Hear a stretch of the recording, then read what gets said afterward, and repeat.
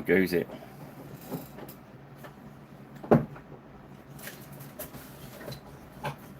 Right, just getting everything set up.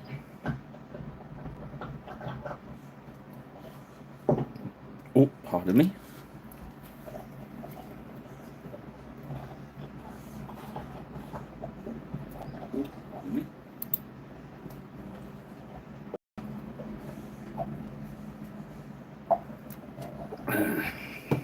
Right, here we go then.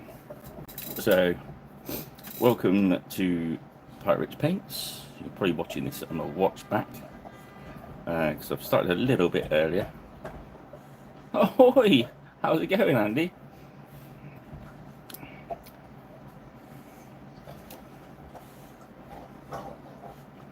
Yeah, so I started a bit earlier because we've got 12 of these bad boys to paint tonight. As you can see, I've undercoated and based them ready to go. It's my usual undercoat, a Vallejo black with a grey over the top.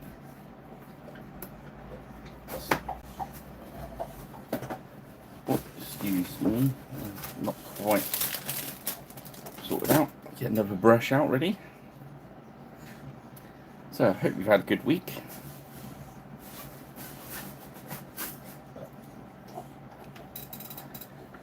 Let's just open a can of the obligatory. Oh, nice. Good work.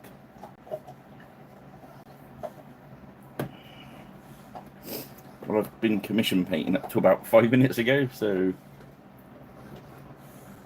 I've been hard at it. Right. So, yes, so we've got these uruks to paint today.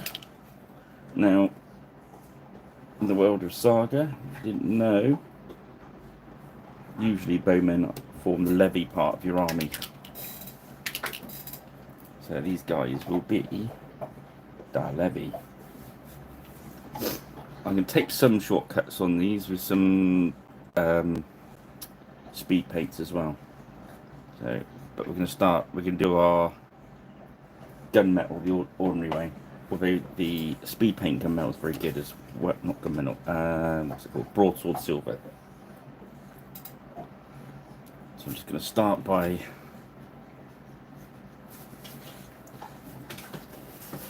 just jamming some of this good old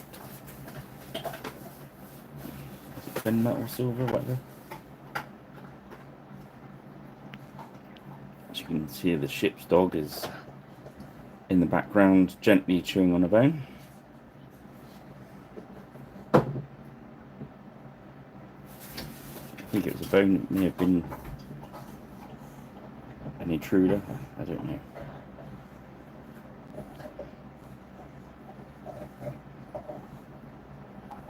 If it was, there isn't much left of him.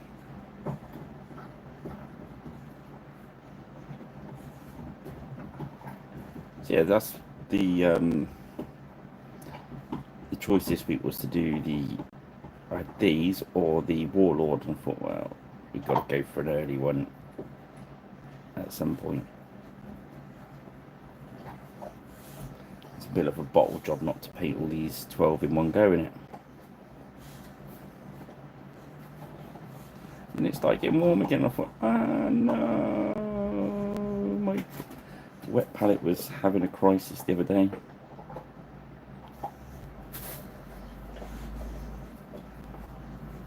Basically, the wet palette had become a dry palette.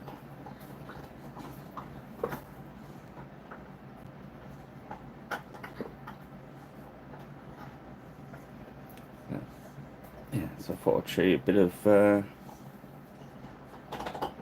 speed batch, or batch painting if you like. Some of the things that I do to speed myself up.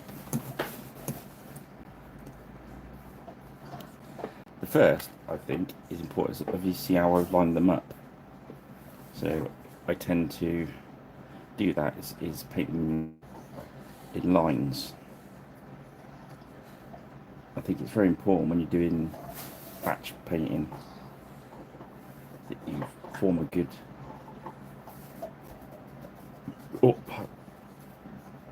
excuse me, you form a good like workflow.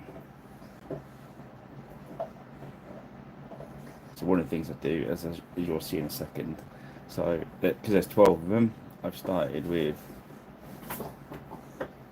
them in 4s or 3s, depending which way round you get.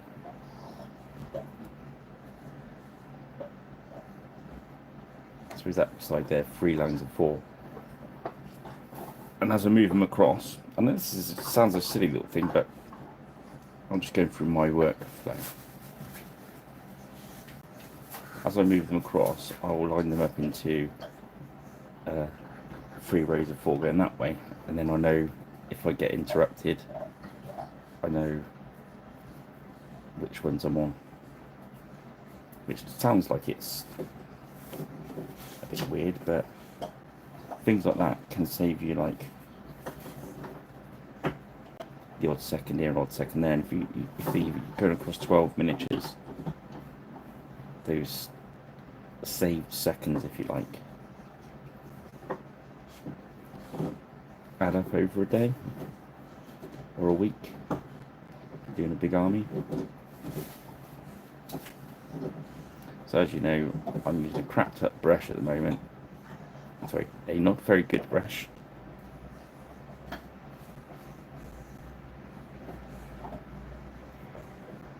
Evening Artemis, how are we doing? So we're on the big dozen. So yeah, so I was just saying, so I start them off line one way, and as I work through, I line them the other way, just in case I get called away to do something else, then I know where I am when I come back. It's as I said, little things like that in the workflow when you're trying to save time on lots of miniatures. And as you see, I've thinned the silver just a little bit more than I would usually. That's because I'm just trying to get it into that chainmail quick, and I'm knowing that I might have to tidy some of it up. But again, another thing is don't make too much mess. Usually I'd go back and clear that off, but I won't today. But you don't want to slap it around, because I want to use some of the speed paints to do the heavy lifting on the colours, if you know what I mean. That's another thing that I just did there, if you spotted it. So I've gone across the chainmail there, and I know that strap's there, and I know I'm going to hit it with a bit of silver. And after I've gone over the silver, I just rub it with my finger and just take some of the silver off.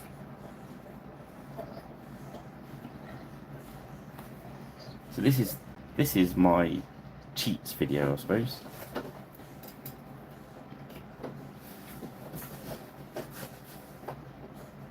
The other good thing is that most of the Fanatic paints really do sit well over metallic, so if you really wanted to blitz these, I could have sprayed more silver first and worked off a silver base. But the silver base doesn't work very well with speed paints. I've still gone for a Zenithal undercoat. So I did it again then. It just takes enough of the silver off that strap to make it easy to cover. It's like the helmets, so some of them I might go back and pick out in bronze or copper, but that covers the silver quite well as well. So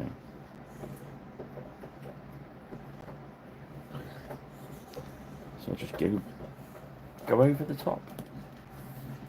So see, we had 4 going that way, now we're going to have 4 going that way.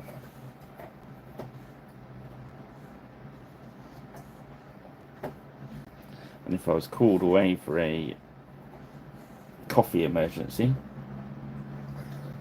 I would know that one of those sides is painted. So just by looking at it, I know that's the painted side, so away I go again.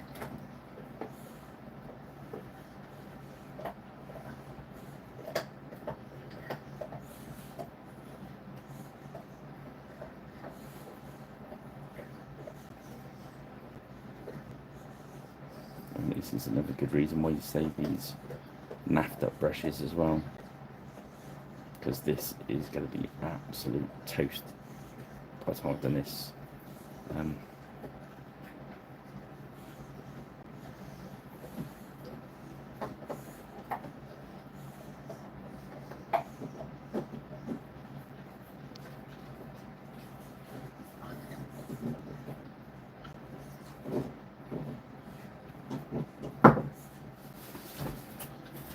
I like this one. This one's got a cool face.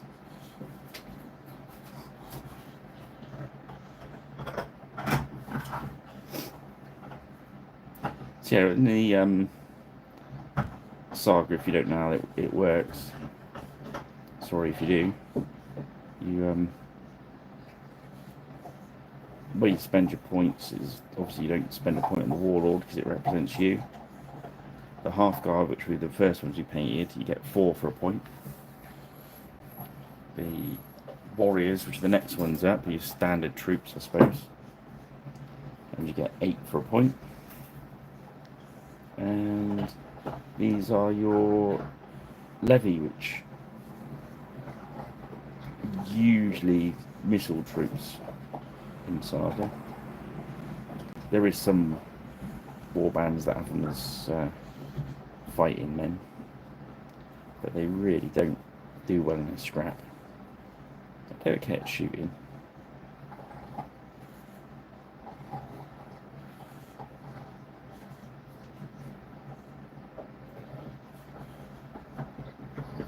It seems weird seeing uruks have levy. I was going to get some gobbo archers, I think. That's the other thing, is some of the warbands you could have them as these as an 8, or even you could have them as half guard and use them as 4s, just with bow. So it's quite a flexible system, really.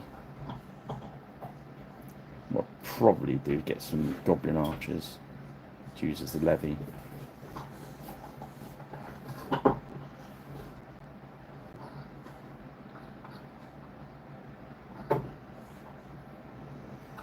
Cool. Do you have you found me on Facebook yet, Andy? If you do, send then you can send some pictures if you find us on there. Love seeing them.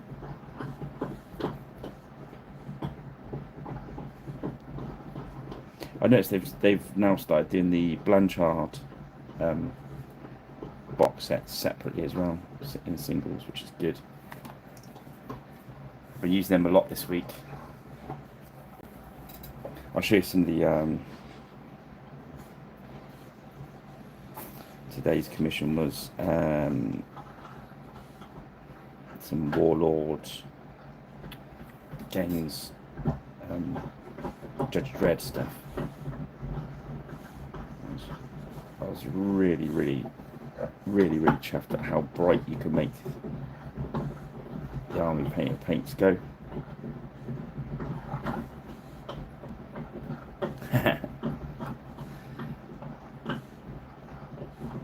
Yeah, the last few I've tried to do the animated ones, they've gone a bit strange. And I've been a bit busy to put much effort into that. It gets a little bit addictive. You start doing stuff, but I was trying to use some old photographs and stuff, but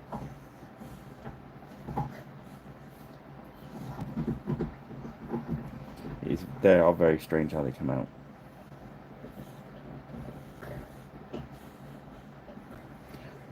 I think the ones with singular miniatures are better. I think the having more of them on there, I think it trips itself up. It does it very quickly as well, in fairness.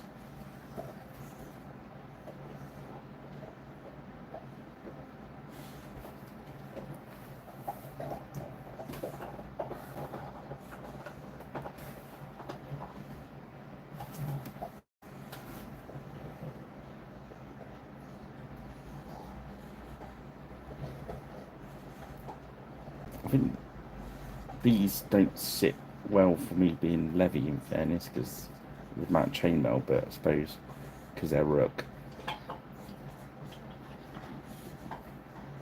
big chunkies, but as I said in the warband, I could use them as, well, 1.5 of warriors, which you can do, kind of thing, or 3 lots of half guard with bow.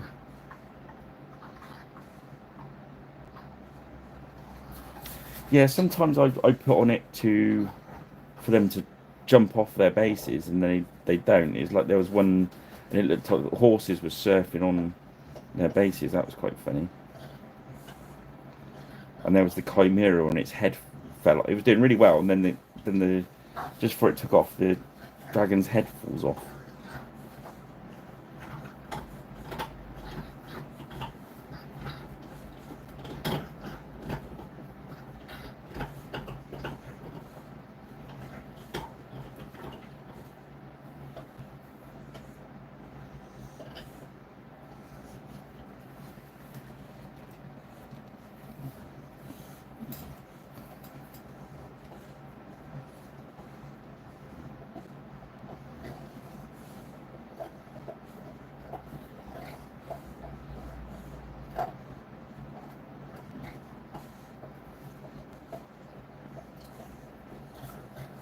So that's pretty cool.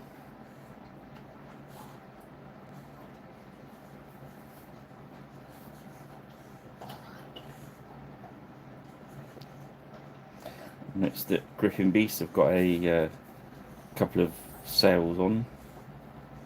Got their plastic kits on special.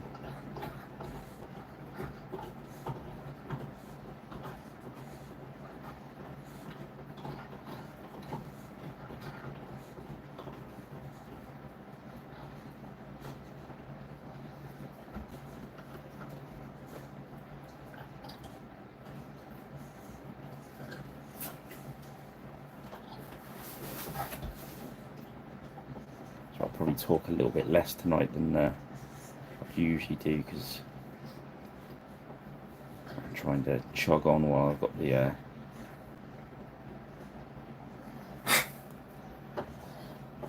big areas to hit.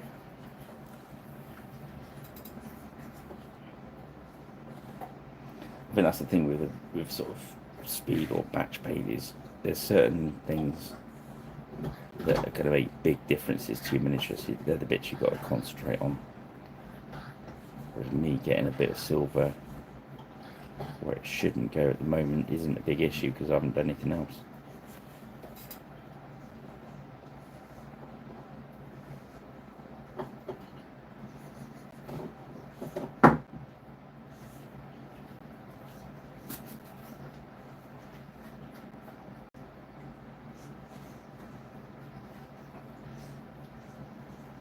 Yeah, the tidier you can keep it. I say this isn't tidy as I usually paint, but it's as tidy as I want to go while I'm painting this pace.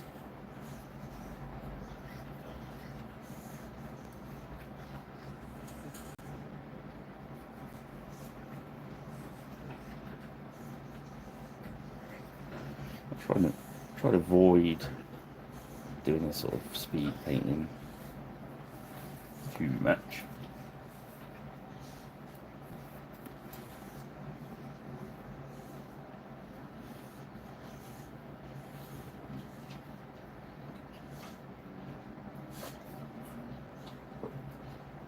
Certainly fun though. I've done some at some of the sword point and saga events. They do like spot prizes in between the rounds. So I've been to those and painted the miniatures, the prizes as they've gone along, so I've had to be ready for the next battle. So when everyone's out there playing, I'm there busy painting, which is quite fun.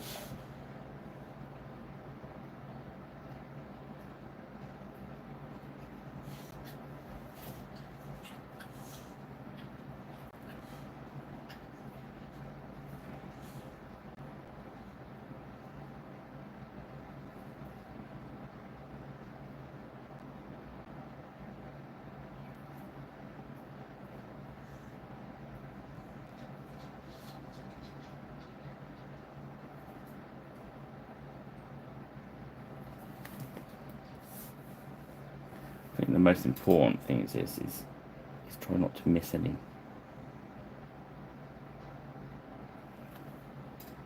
Nothing slows you down like going back. So even though I'm not being as careful as I usually was on the sort of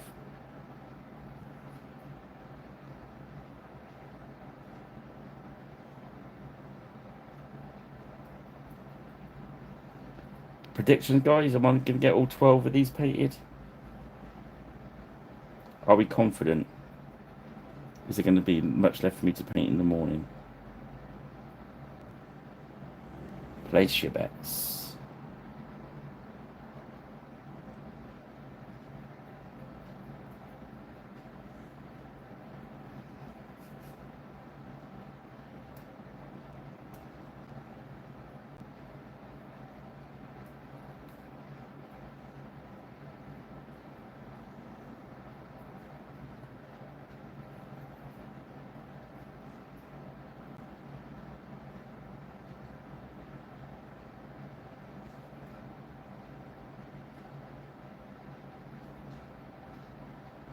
Cheers for your vote. Confidence, Artemis. We're not going to finish early though. If I finish early, we'll pull some miniatures out of some of the drawers, binding, have some look at some old stuff, or something like that. Right, so that's the silver on board. So next we're going to have a look at some of the well, next I'm going to have a little slurp of my drink.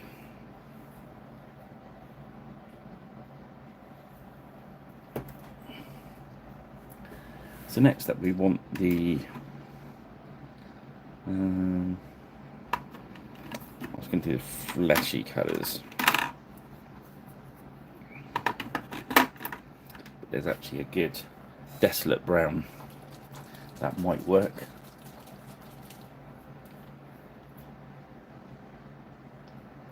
It's kind of a greeny sort of brown, this one. I hope it's going to give us a good flesh tone. I want to do a couple of different flesh tones, see. Yeah, that'd work. So that's desolate brown in the speed paint 2.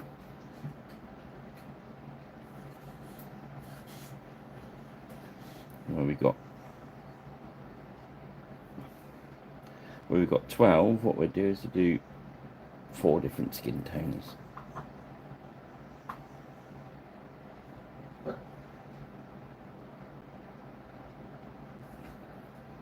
Evening Cubes.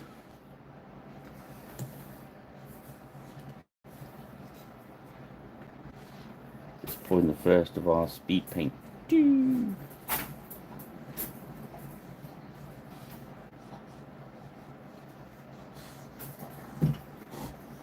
The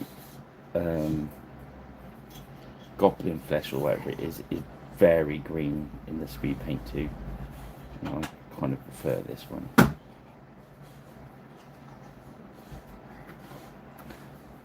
What I remember to look for is some of them have got the knees out on their trousers.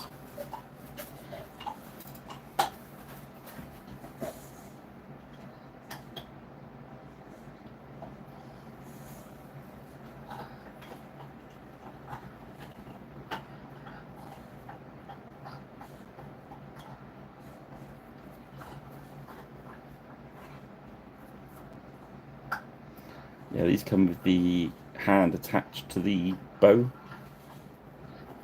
and the little divots you just got to stick the hand in, which I think makes a nice neater job of it.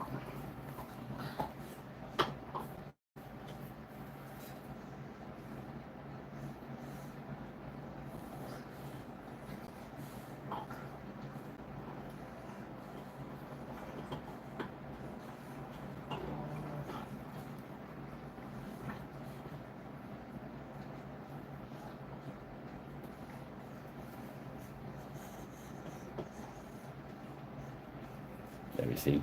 That's what it's knee out there. Look.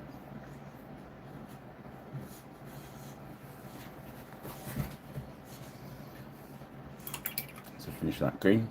So next we want a nice brown tone. Very brown. Get away with. Nope, let's use carnelian skin. I was trying to use the speed paint so I didn't have to go back with a wash, you know what I mean? Put that over there. So I napped up brushes. Get back to one that's got point.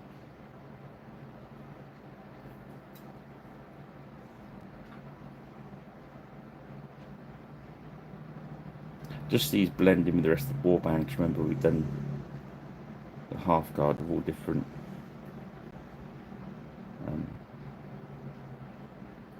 flesh tones.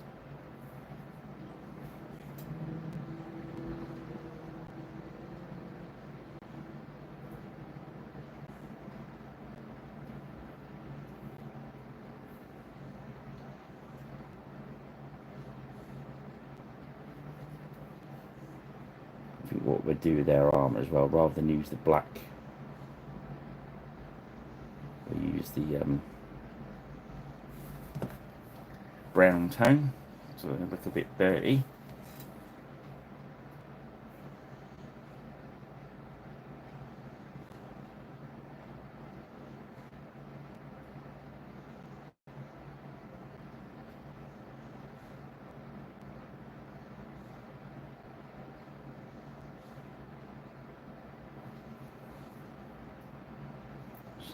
Adding a bit medium to the paint. Keep it nice and thin. Wet palette probably ask for any help it can get this weather.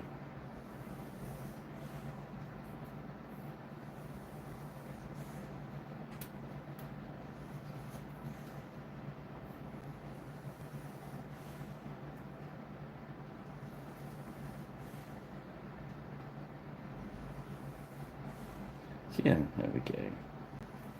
Just keep that brush moving.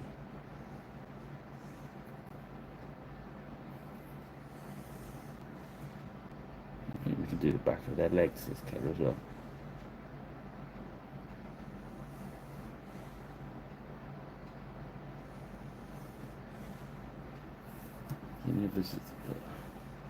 Yeah, these guys had some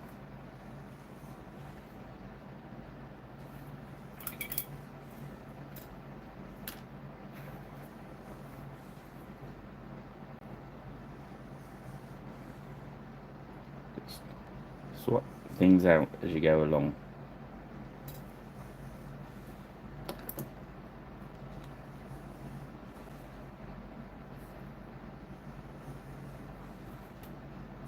Hey Rich, just to see how we're doing. Well, half an hour in, I've got the chainmail done.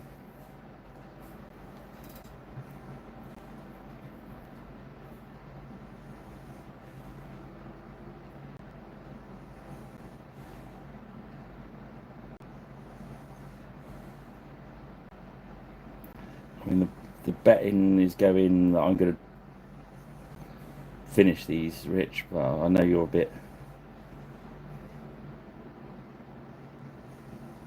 Are you once bitten, twice shy on the bets? I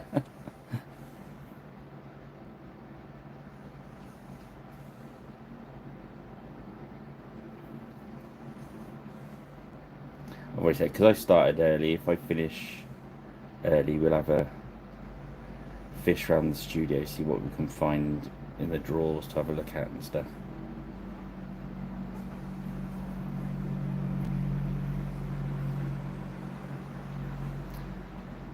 Worth hanging around to the end to see what treasures are buried on Pirate Island.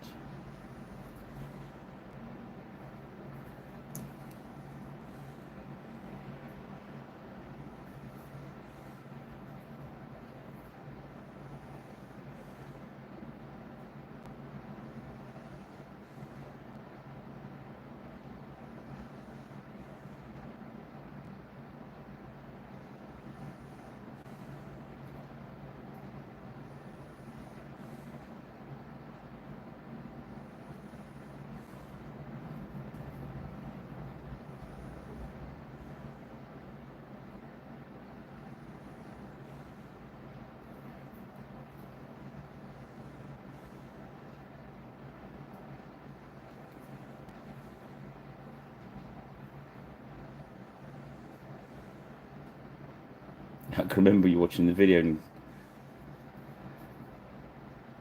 trying to keep me chatting and stuff.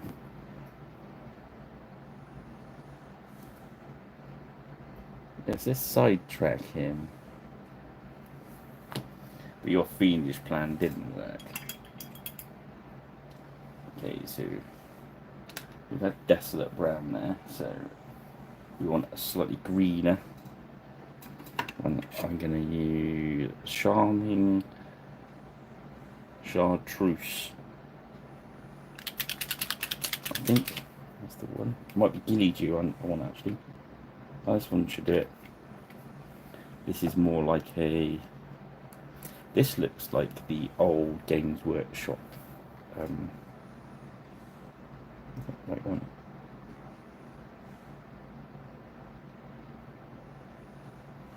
That's that one.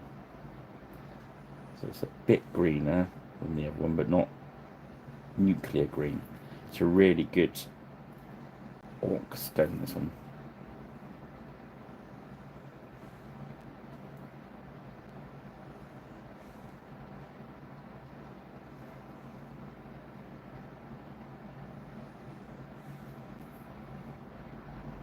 It gives that nice green look without it going. Because we're over the grey, it's a little bit toned down.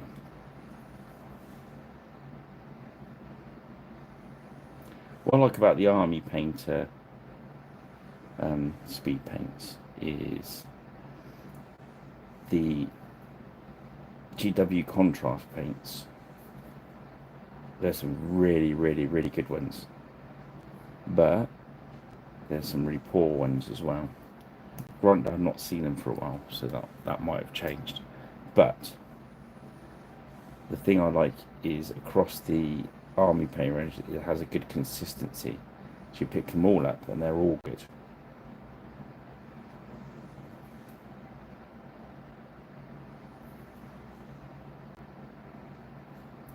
They may not be useful for what you think they're going to be useful for,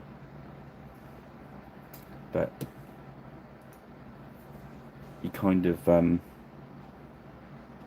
find a use for them, you know what I mean? They're all tools in the box, as we've discussed before.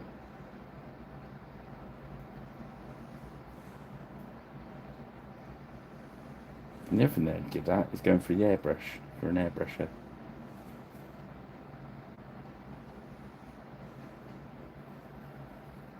So they pretty much go through as is. I put a bit of thinners on some of them. Well, use a bit of matte medium in them.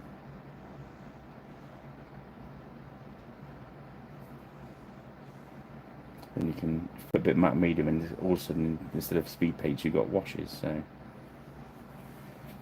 it's a bit more goblin-y, that colour. I think he's the only one that's got his legs out. Okay, so put that one away.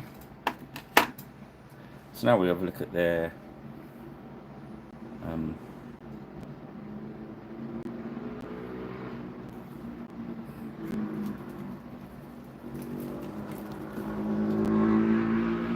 tiny motorbike. That was pretty quite nice. One of those ones. What was it? Like the old monkey bikes. Oh. Right, let's do some of the colour on their smocks first before we do the thing. So we went with fairly bright colours on the others, so I'm going to use fairly muted colours, I think. Yeah. So slaughter red to be the first colour. The thing is, there you go, they have got ball bearings in them, so keep shaking them to with a ball bearing. The other thing I learnt, if you watch one of the early speed paint I did, is when you're pouring them out, make sure you don't tilt the ball bearing to fall into the cap, because what happens is when you squeeze it, you pop the top off.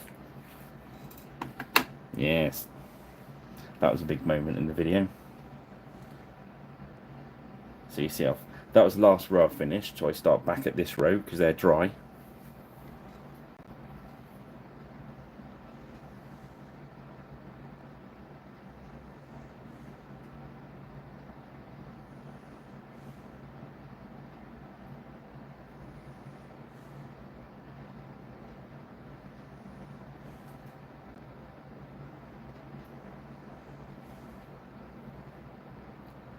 Even though it goes on quite bright, will calm down a little bit.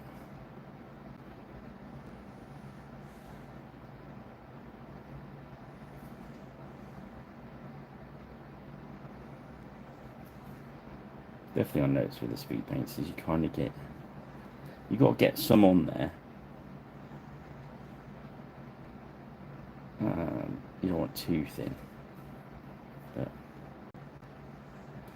you kind of get used to it, how much you can put on without it going anywhere, if you know what I mean.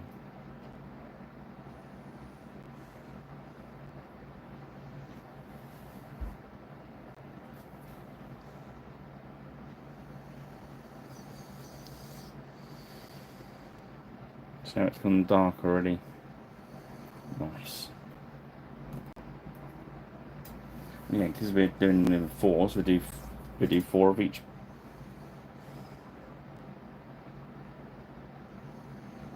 There's some patches on there, tunics, but so yeah, we'll go back over them when they're dry. Do a darker colour.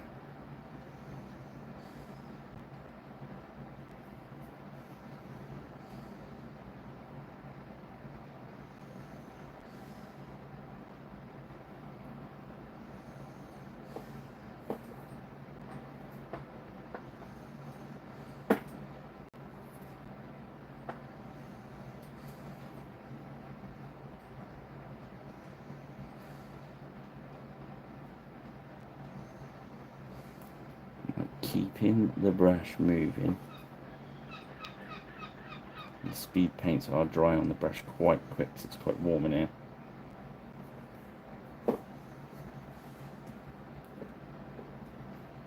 What we'll do is we'll take 2 of each colour rather than 4.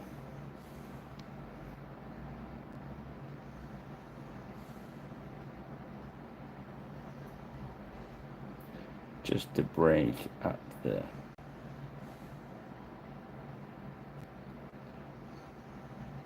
as you can see, it's even easier if you're doing them all the same colour for all the same uniform like. You just crack straight through.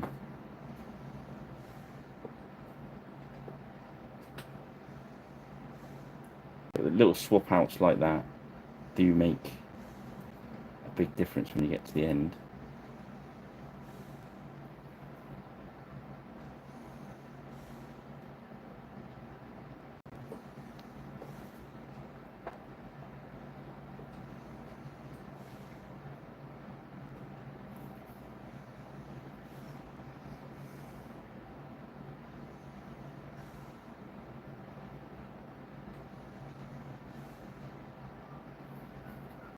Snood on and just leave that as is.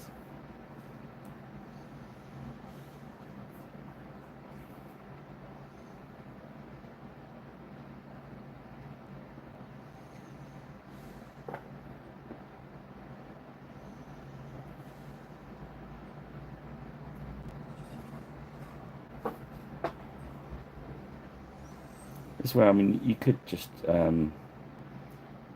if you wanted your uruks to look a bit more Lord of the Rings, a bit more, this is ideal for, you want something like, there's a speed paint called a cultist cloak. You could probably just paint them all in that and they look great.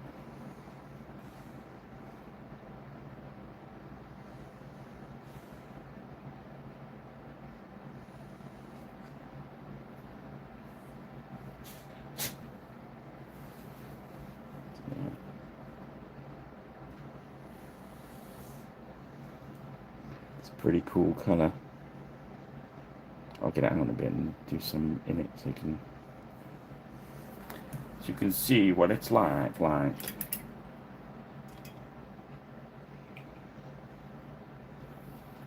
let's get a blue. So, yeah, Beowulf blue would be good.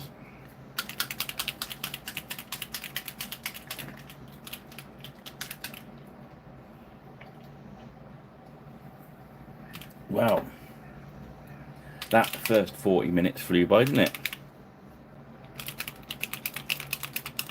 Yeah, it's a good colour, that one, isn't it?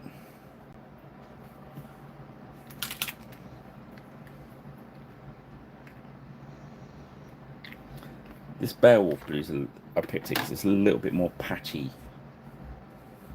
Let's do, so we've done 2 red ones in there, so let's do 2 of the brown.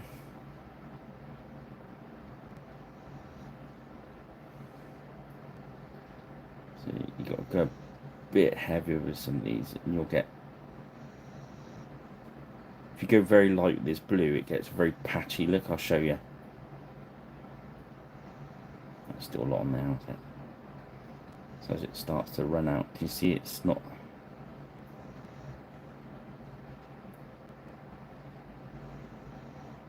But if you keep it kind of going to its max. So I'm not too worried if they look a bit bright, because the other uruks we've painted are very bright. And we're going to tone these down a bit anyway with some washes.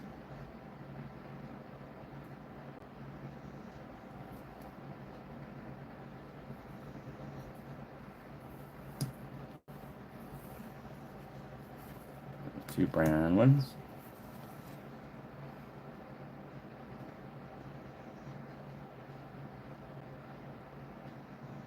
It kind of randomizes them without being random, if you know what I mean. Does that make sense? So when we finish, they're going to look like we've randomly picked them out.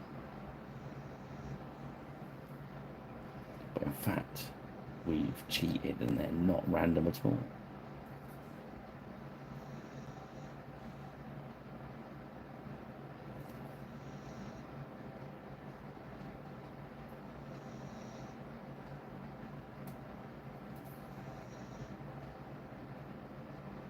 And of course you could swap more colours in or have no colours at all. Yeah.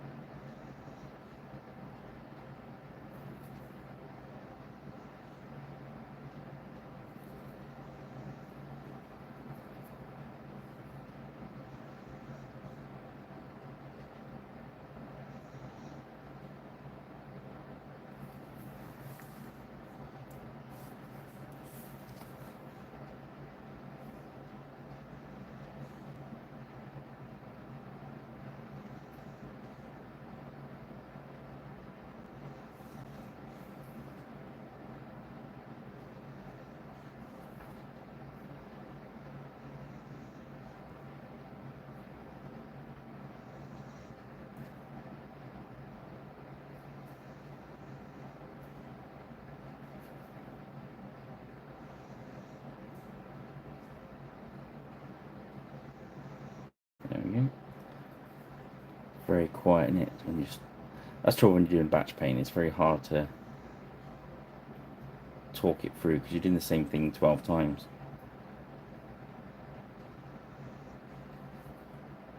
Well, we can talk about other stuff, I suppose.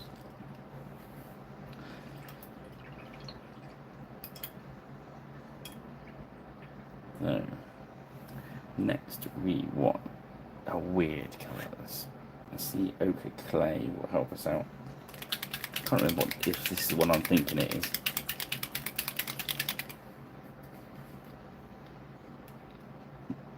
No, this is 2 greens one. one ochre grey is very similar to desolate brown.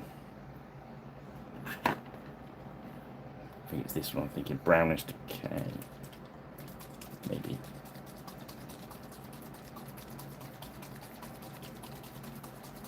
Oh, this one's not. Every so often get a ball bearing stuck in the. You know it's not mixed up until you hear that rattle. Oh, come on.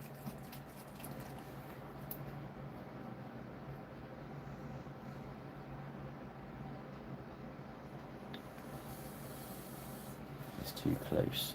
Might be too close to that skin. Yeah. Okie dokie. Go for a ruddy brown, ready fur. Might work.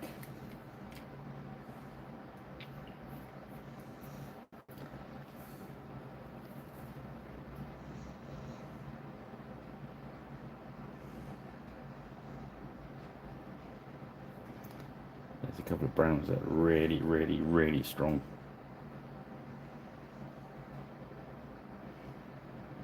Hello, we are painting the uruk archers from Ragnarok miniatures supplied by Gripping Beast. We're doing these for. We've been doing a project of Saga Age of Magic, and these are the levy. Welcome aboard Silver's Scratch Built Productions. I started a little bit earlier than usual because usually they're in 4s or 8s, but these are in 12s, so started a little bit early. Give me a chance to get them done in the time. And we're doing kind of batch painting, so we're chucking speed paints at them and doing naughty shortcuts and stuff, which you can do because I get the rest of the warband we've been painting just behind me, so we'll grab that out in a bit and see what it's like all together, because it's just the warlord to paint after these, which we'll do next Friday. There's a lot of extra information you probably didn't need there, but I've drunk lots of energy drink.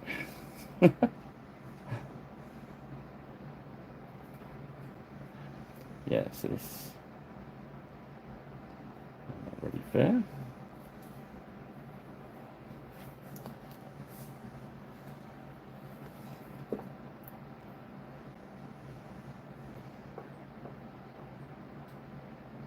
So yeah, I hope you all had a good week anyway. It flew by again, didn't it?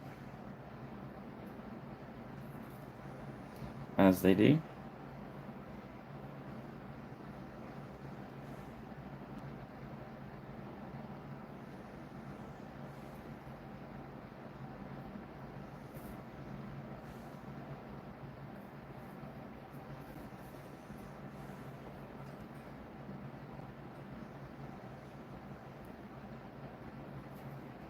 So these will look a little bit darker because I'm using them over grey rather than white.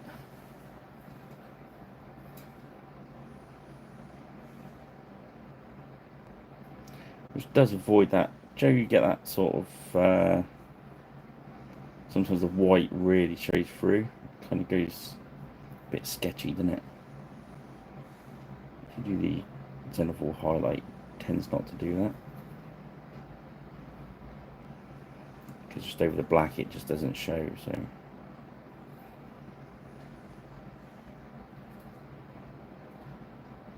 I'm using a slightly crapped up brush for this because it kills your decent brushes.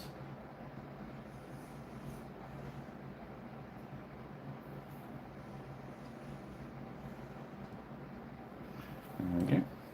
Got 51 minutes in.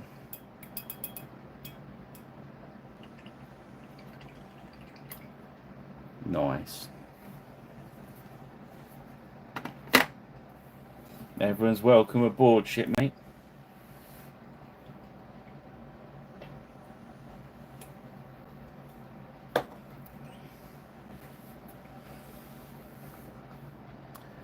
Okay. And we're going to grab... Oh, let's grab the cultist cloak. And we're going to do... They're going to have some nice grey trousers. Because literally we want these done as quick as we can.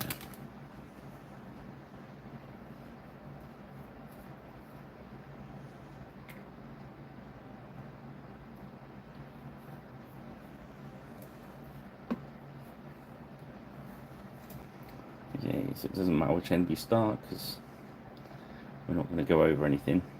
We're just going to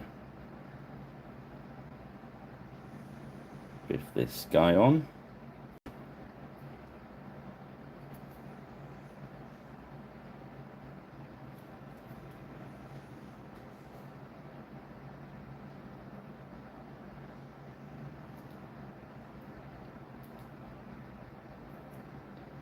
Get it on there. So as neat as you can. So a cultist cloak is sort of very dark black, grey to go into black, and also you got like there's a bit of blue in there as well. Oh, squeeze me. Energy drink. Just use that to. Because when you're batch painting, the fewer colours you can use, the faster you're going to get through it. But the payoff for that is they're all going to look similar. Because this is just one big batch of Archer Levy, it's not really that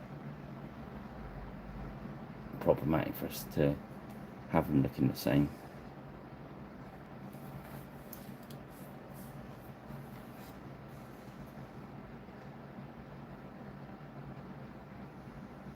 Over the other weeks where we've done the half guard, and when we do the warlord next week, that's where we put our extra work.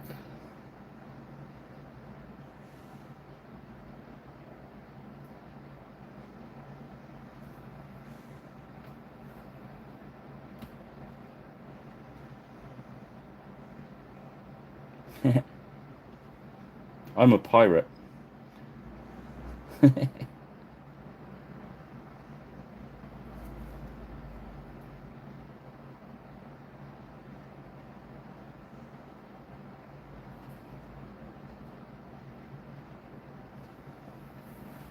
Yuck.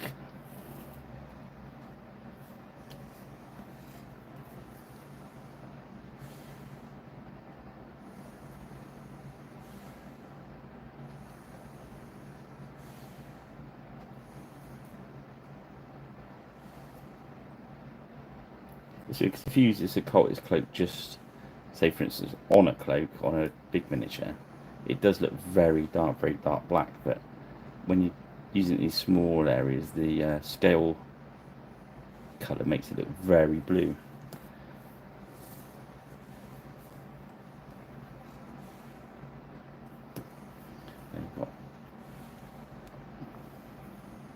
We could chuck a couple of browns. We've still got some brown left in. Yeah. I don't want to do it on him because he's got brown flesh, so I don't want to look like he's got brown legs as well, so they'll stay. Anyway, it doesn't hurt every so often to wash the brush out of this speed paint because it does dry in the brush and clag it all up. But just be aware if you've got your brush wet again, it's going to flow even faster.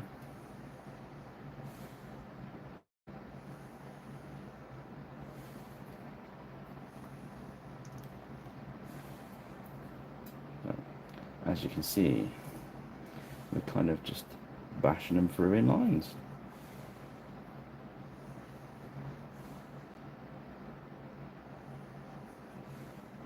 I like this guy with the he's got his combat snood on. A bit run around his face, but we'll sort that out in a sec. Wash my brush out. There's only one there, brown one there anyway.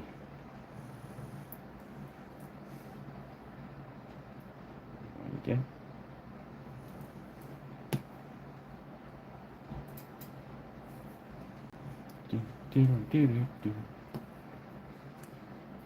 So coming up to our first hour.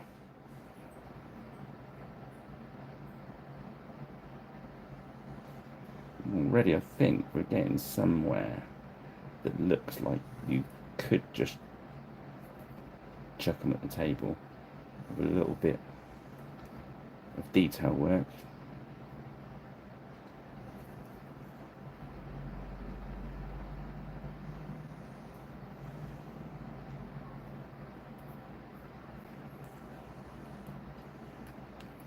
Wash that through.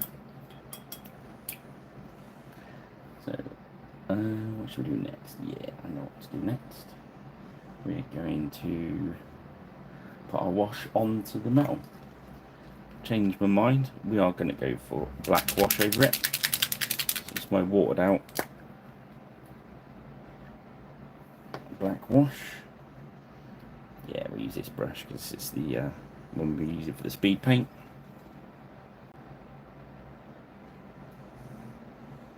Nice.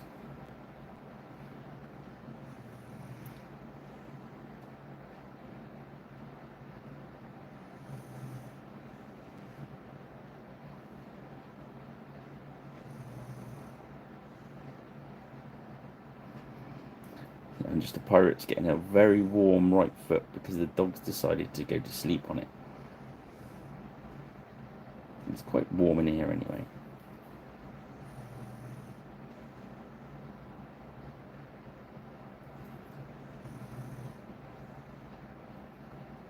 So this is very thin wash, this stuff. This is mostly Army Painter dark tone, bit of known all in there somewhere I think, and lots of my matte medium.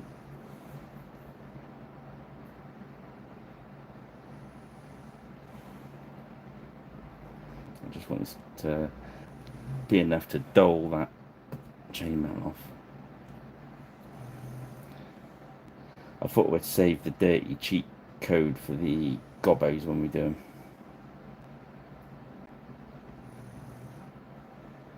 I'm just gonna do this and then we'll rusty them up later.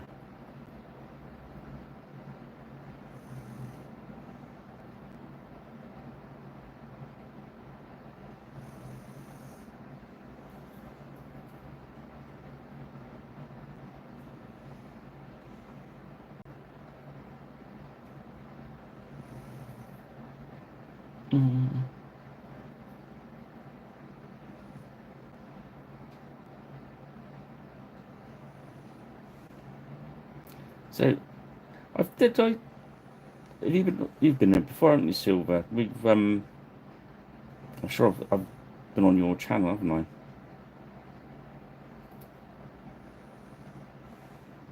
remember Scratch built. Did I call you Mr. Scratch last time or something?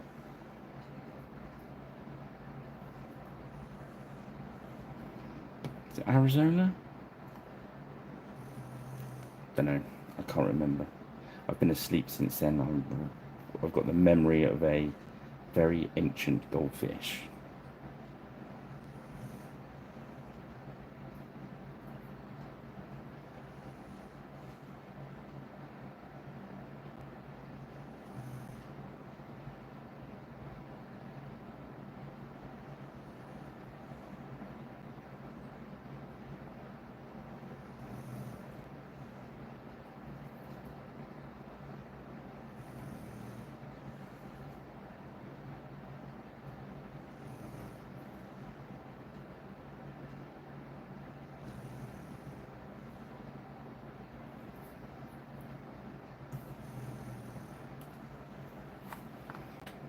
But yeah, I think we're doing all right.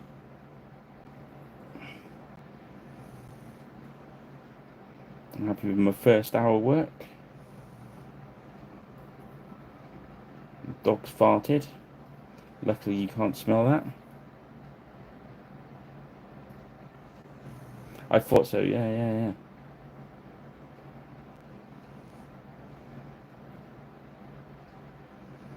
I think last time we were saying how hot it was over here, and we're like, you're in the middle of the night or something, and it was still warmer, and we were just being moany gits, basically.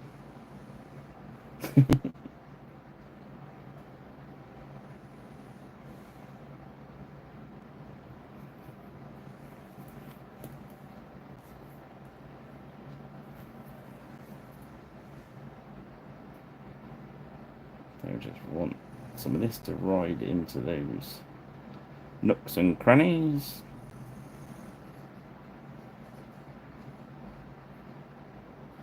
This is, I'd say, a bit different to our usual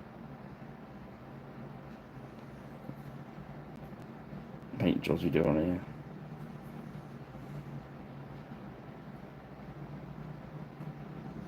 That's the thing, is you can pick and choose, can't you, how you want to do stuff.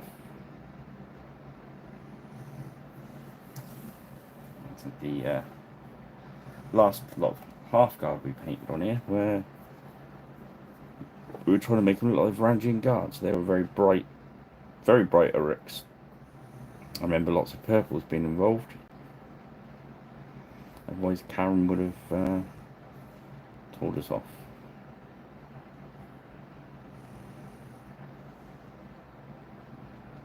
Sorry, was I off camera there? Sorry, dudes.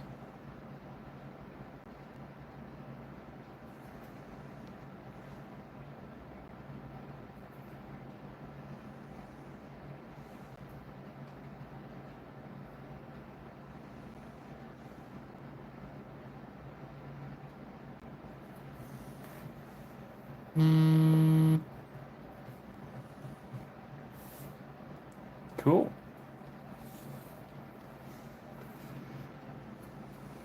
No, it was very cool.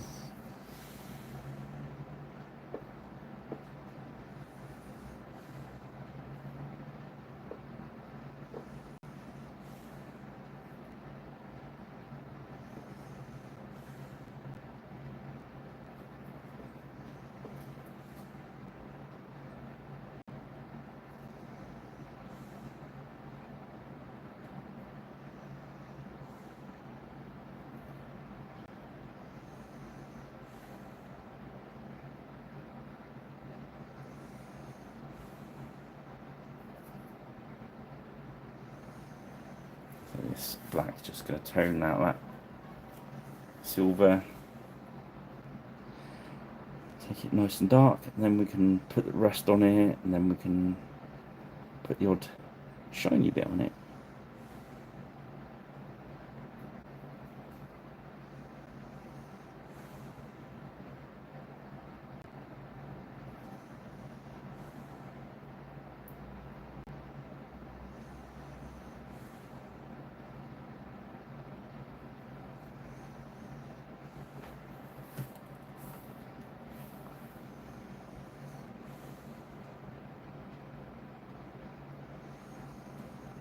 I found another old, what do you call it? What's the big Nurgle guy? Great Unclean One.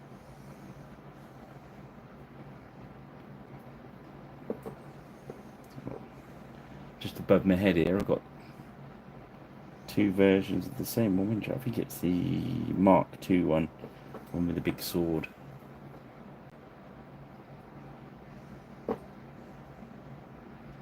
And I was searching for a box that I recently acquired, and they had the one, same one, but the version with the wings.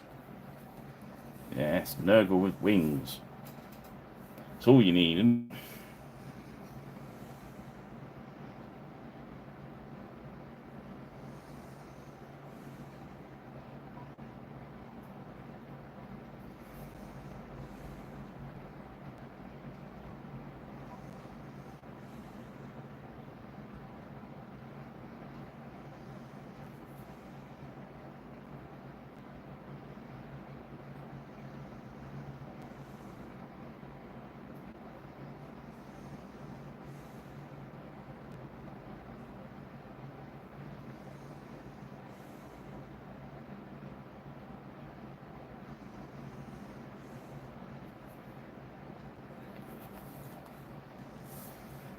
Great. If I get a chance to in a bit, I'll grab it down to another a butcher's.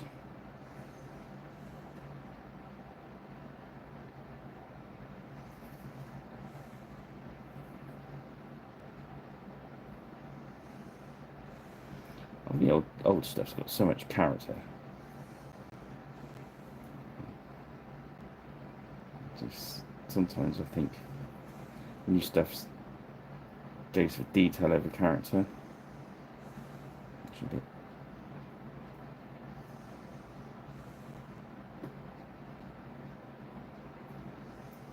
I think at the end of the day, it's all personal choice, what you love, what you're into.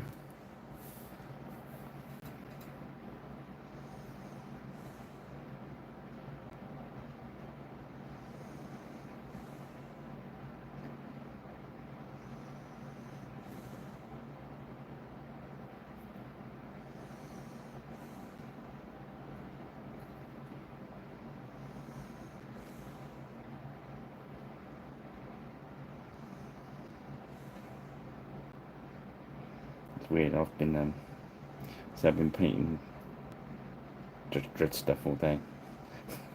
This is a bit of a style jump.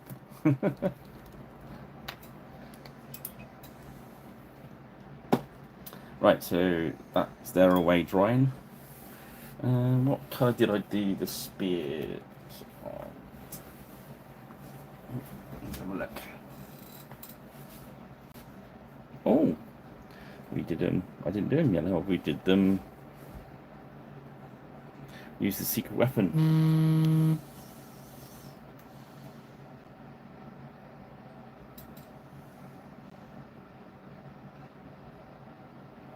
Cool. Well, that's going to speed things up as well. So to keep it in fitting with the rest of the warband, we do the bows with the secret weapon. Yes. Sombra tostada.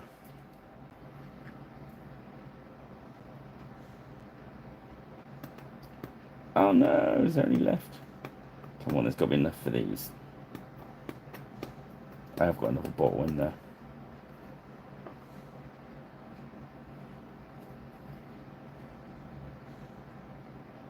Here come the bubbles.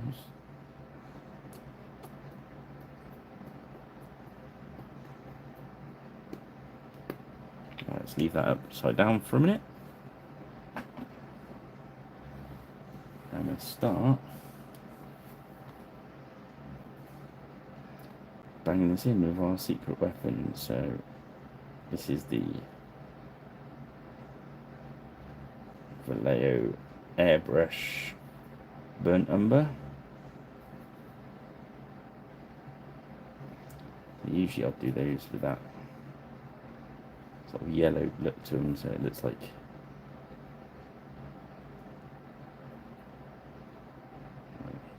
we'll hit the shoes over.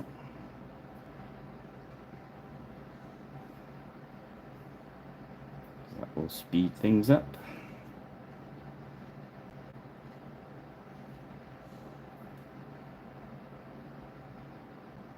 Do some of this leather work with it as well.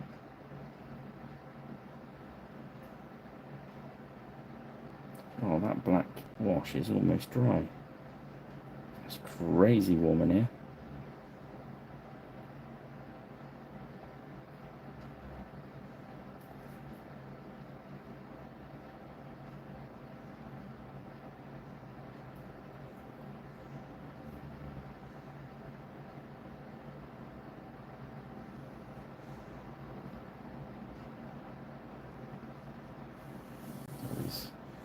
Kit where anything that's leathery or wood is going to get this brown, because say this is our levy.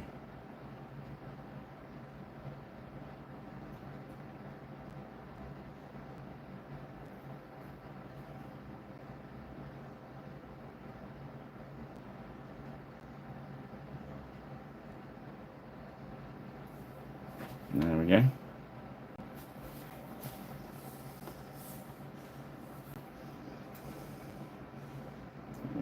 Boo.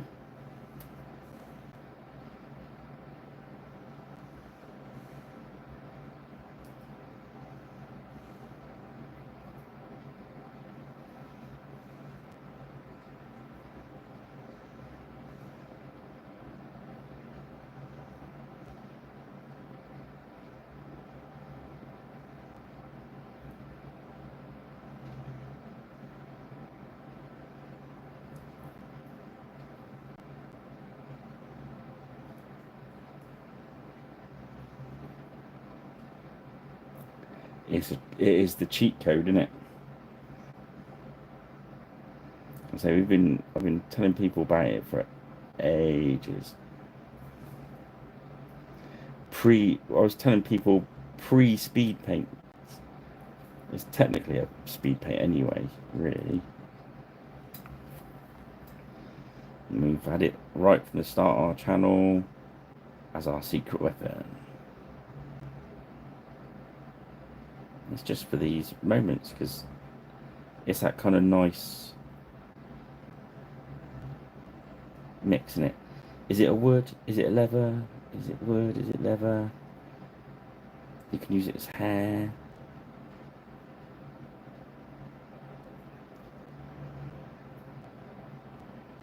Yeah.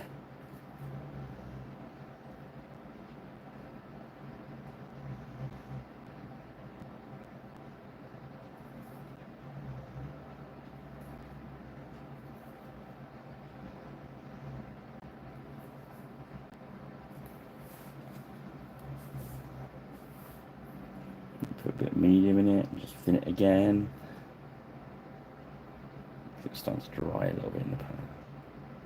So you've got to put it in a dry palette, you can't put it in a wet palette.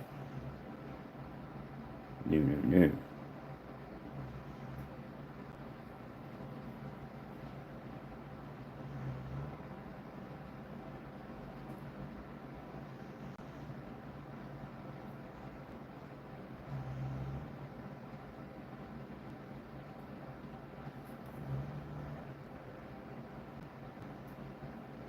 Usually we'd do the leather work with the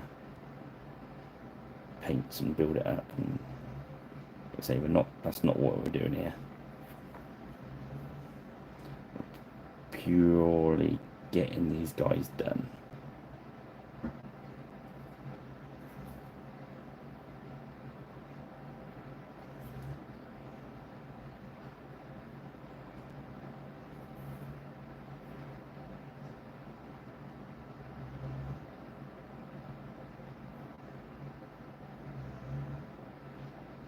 See what time we've got left, and any time we want left to spend we can do doing fancy bits.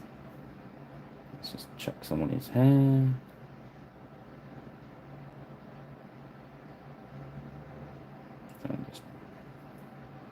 just does the job.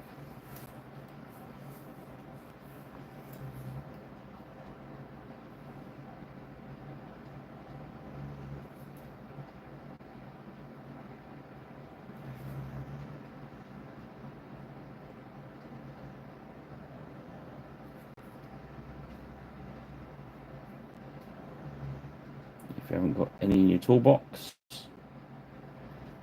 grab yourself a ball.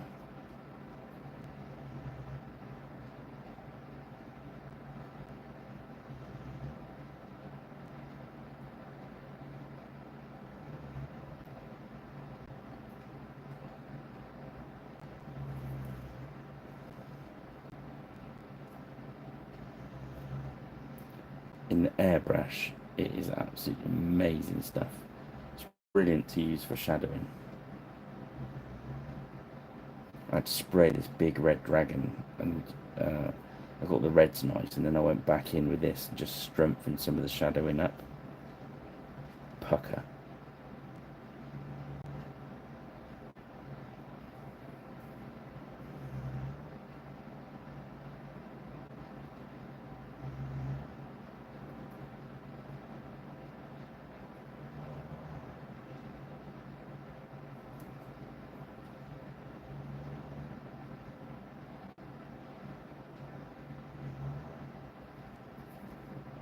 So I'm using my pants brush.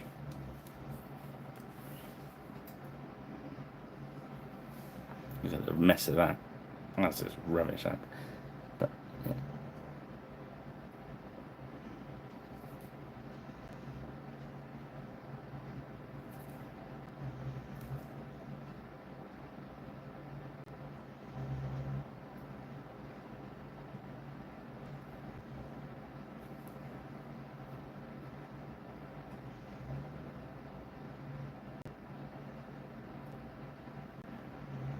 The other thing is, well, if you water it down with your medium, you can actually use it as a rust as well.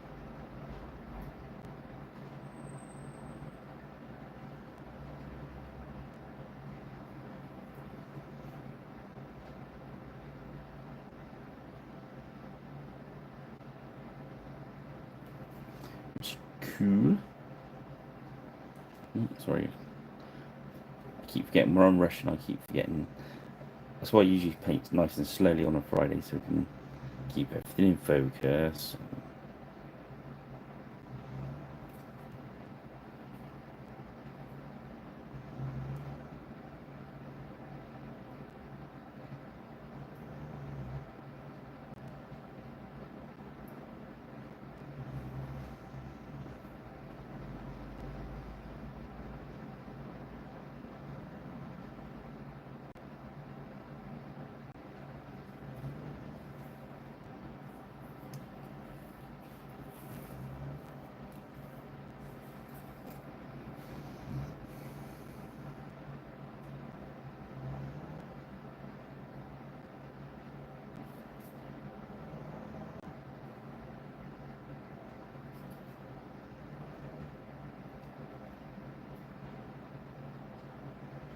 If you water down, which one was it? Oak brown, I think. Which is a dark brown. Kind of does the same thing.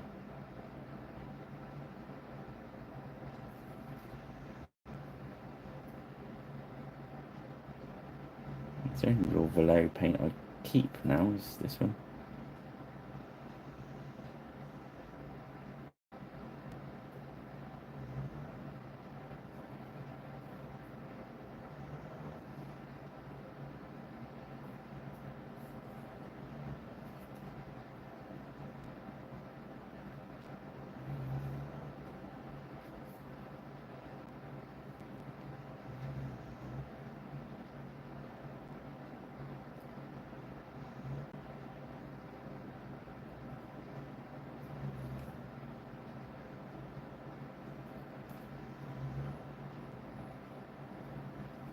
Keeping that brush moving.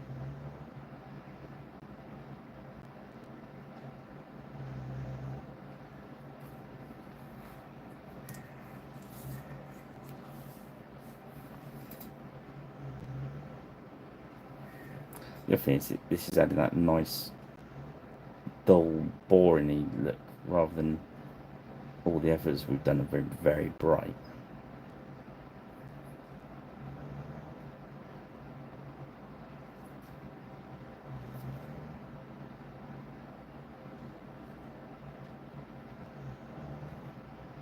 This is going to tie it all back down.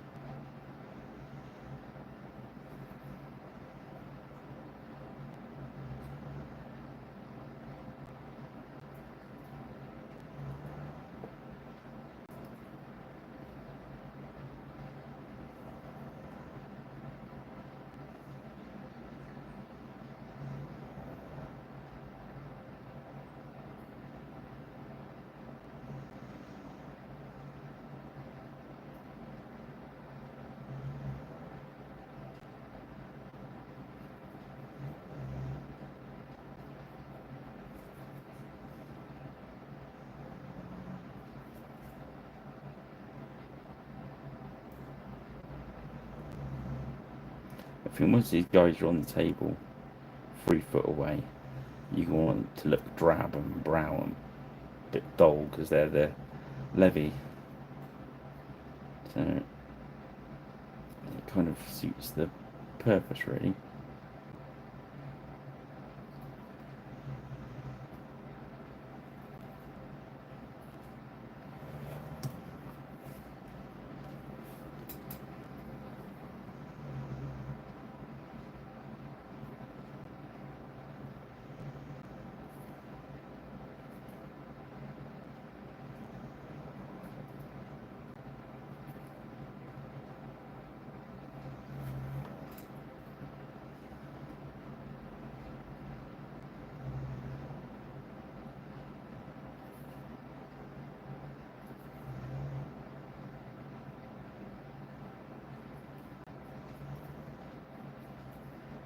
So sorry about the lack of chat, but when you're doing the same thing 12 times, kind of slows it the narration, I suppose. It slows the narration down.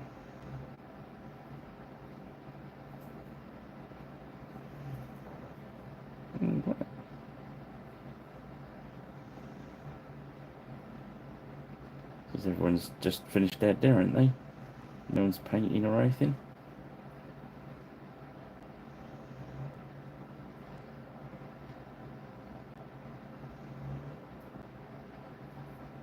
Richard's gone to take the dog out.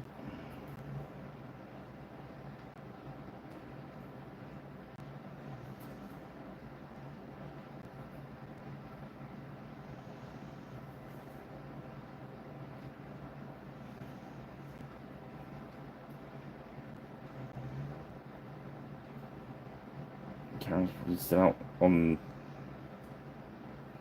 enjoying the seaside.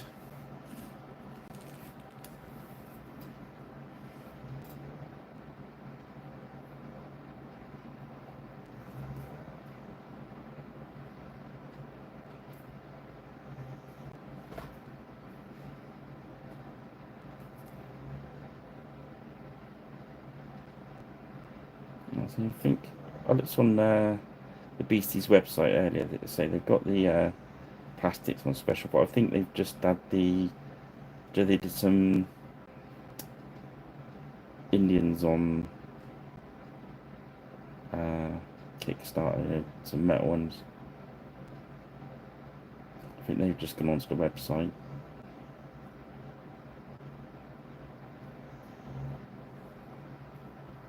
Hello, Mr. Go For It.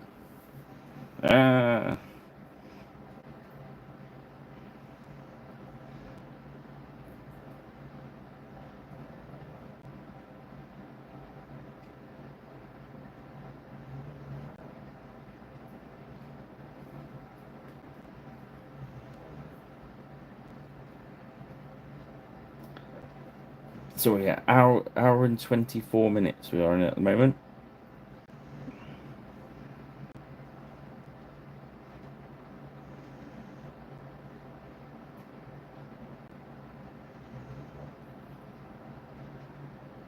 Rapidly approaching the point where we say they're done. Let's do some extra bits. Ahoy! Yes, I started early, Ben.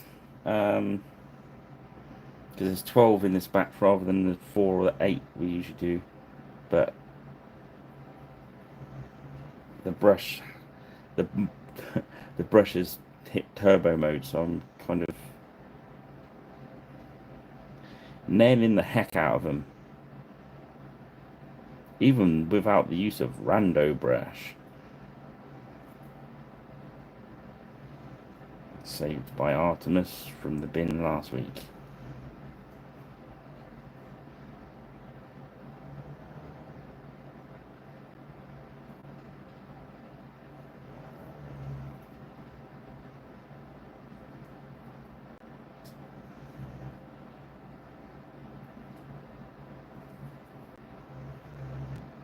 It's true, I suppose.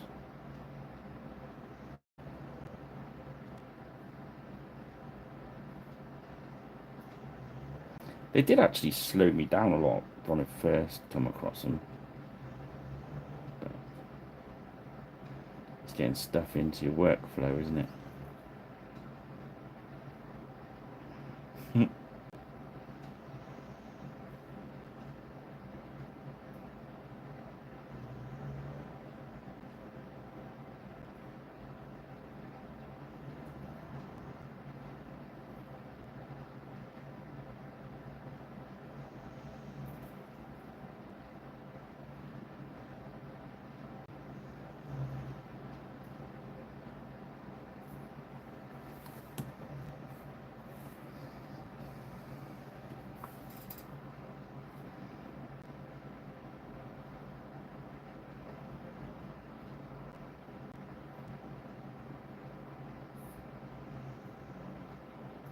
So yeah, all good fun.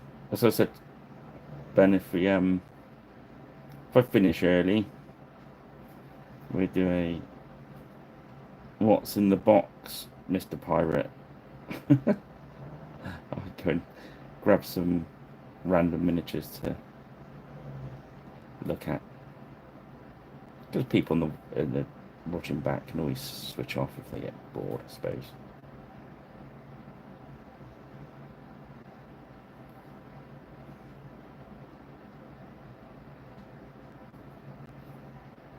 Aye, what's buried in Pirate Island?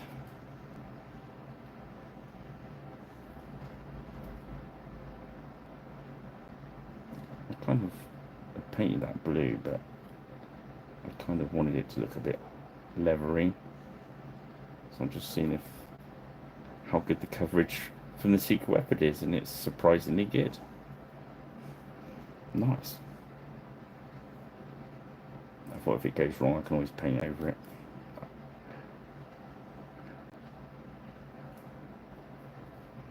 That's the beauty of doing this sort of job.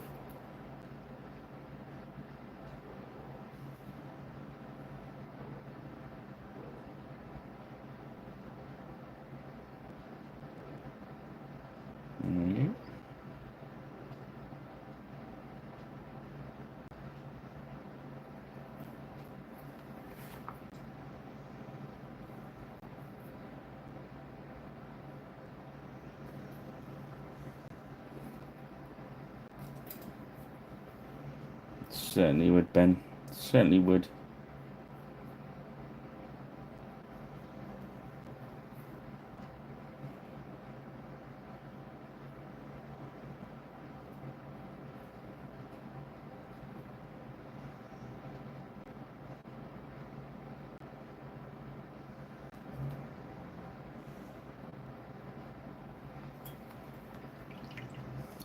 Get that off there.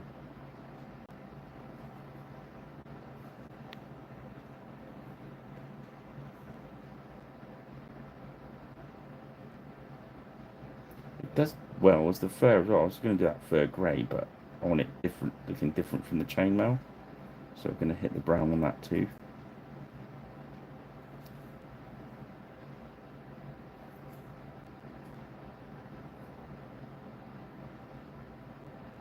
And the thing is, when you're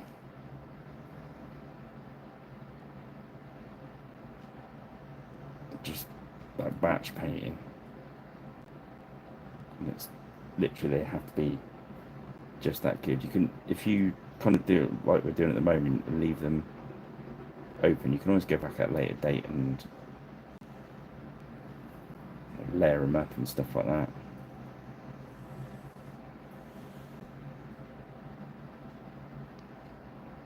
I suppose what I'm trying to say is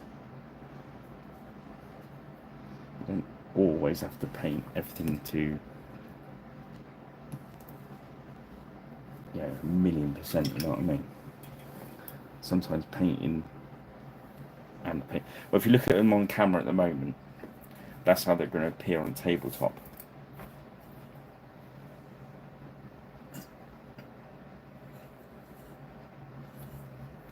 So for a bunch of levy archers, pretty much done. So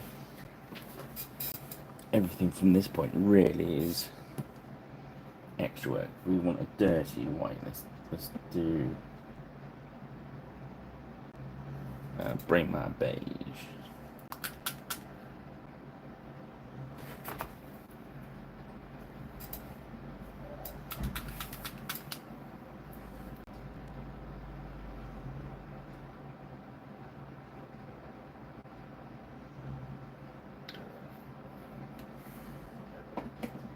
Let's grab something with a point on it.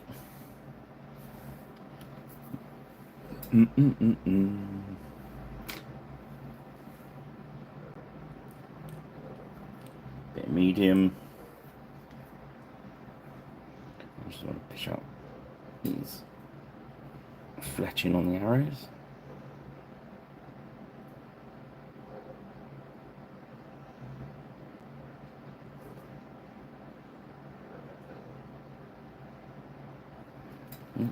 Get back into focus. Maybe on these teeths.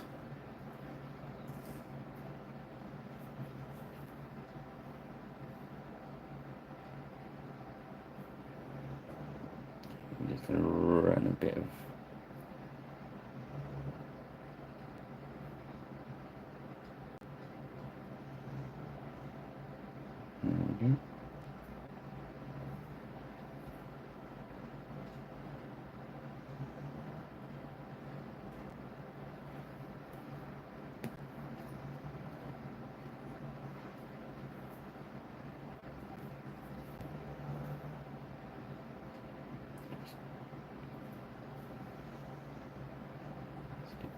good beige, this one.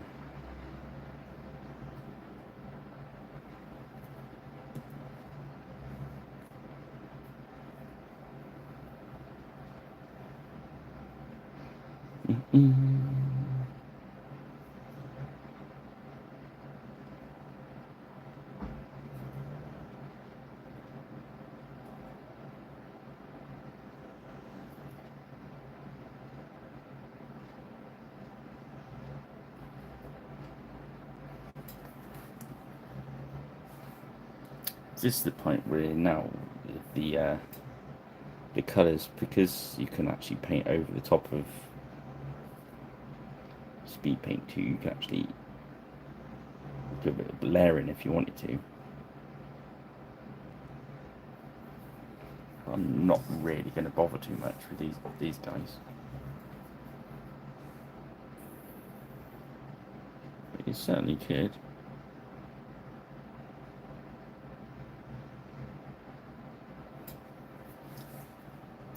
I'm just trying to show you like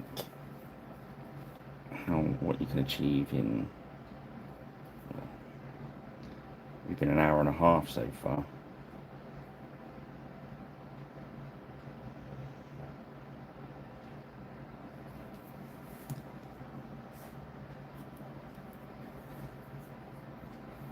So really chucking these on the table after an hour and a half, it's got to be alright, isn't it?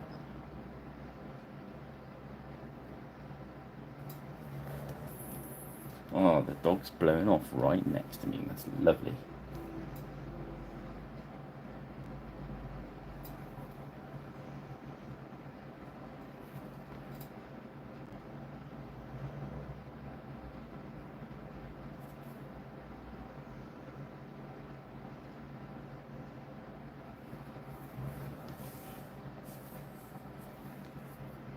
Mix all these up in a bit and then see how they look with the rest of the warband. Then next week we can take 2 hours to paint one miniature and see what the difference is.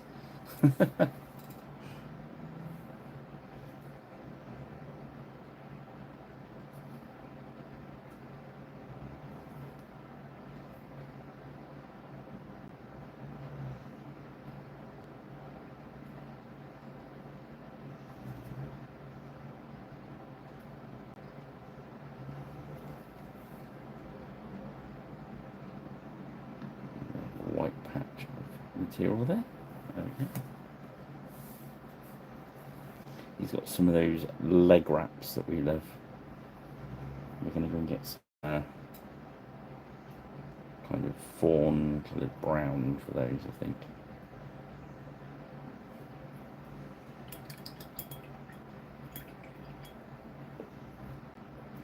So you could go and put fancy stripes and stuff and what have you, but we don't want them to look like that. So what I'm doing is I'll just run through now to see the ones that I've got to do something before. So I've got to do his leg wraps. I'm going to need a drop of bronze or something.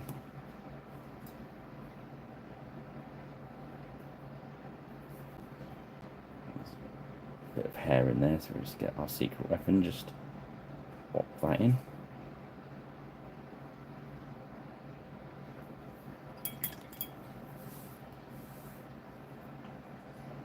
This what I do is, as I'm checking through when I'm batching, I get all the colours laid down. And you can do while you go along. Just do them.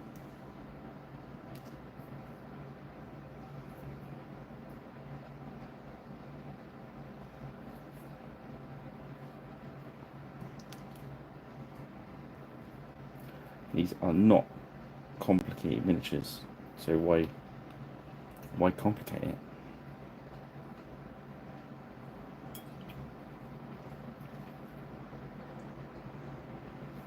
If they look too flashy, they wouldn't be what we want them for, would they? So, yeah, we could go into painting different flesh tones, etc, etc, etc, but we don't need to. I was going to go for Dusty Skull, strong olive brown.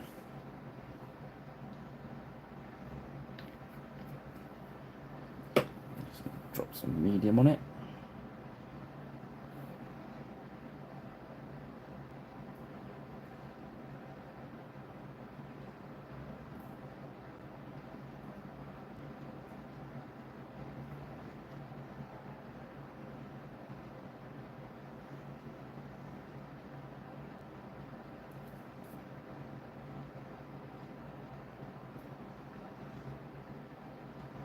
Not too worried about layering it up and stuff like that. That's not what we're trying to achieve here. We're trying to achieve a finished miniature that looks presentable. We can put in our warband and say our warband is done, it's on the table, let's game.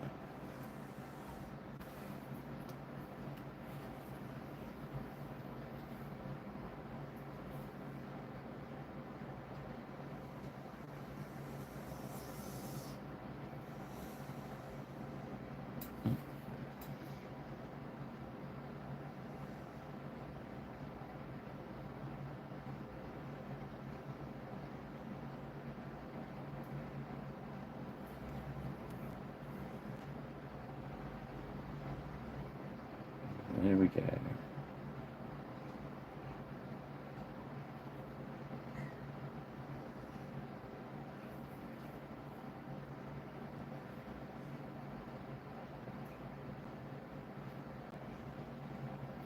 So next week we'll be painting the warlord for this merry band of uruks.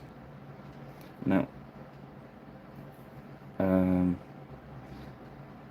Colin didn't sculpt a particularly uruk leader, if you know what I mean, because obviously they're led by his evilness himself. So I got to pick what warlord I was going to use, and I decided to go for a bit of a left field one, which I'll divulge in a bit. Right, we're going greedy gold, because you knew I would. Oh, it's warm. I'm firing up. Metallic paints, love doing that in the heat, so just a little bit.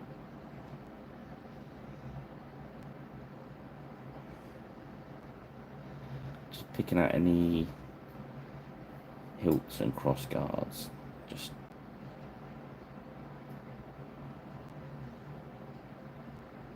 there we go. There's a patch, and let's wash the brush and get some of that fawn colour, make it into a patch. There we go.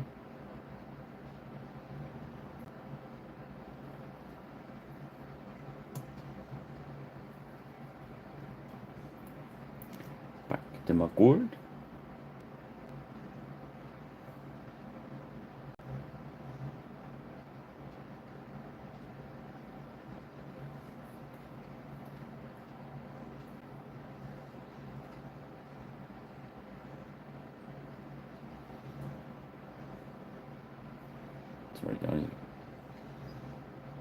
Still battling with the focus on this thing.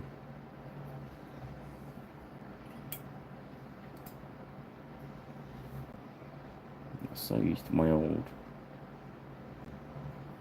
phone where I used to have a fixed focus. This one throws me out.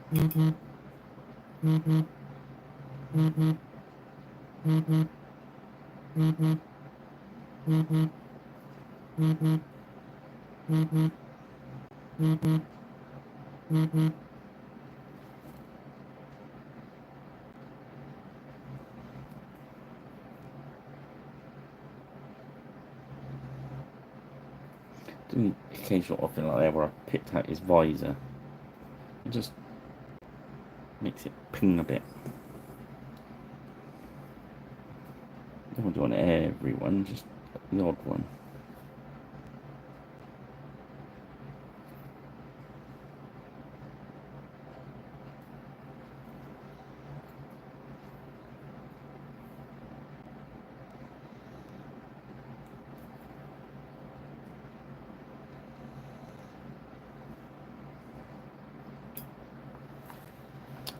Do the band around his hat as well.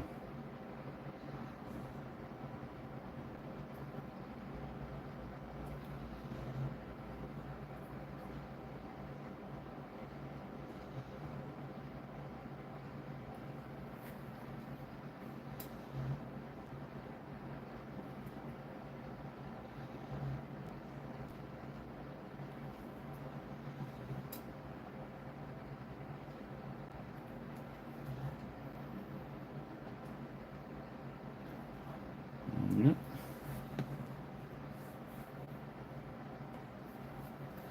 Hello. Hello, Artemis. He said, all the chat's jumping around. It's like, what's going on?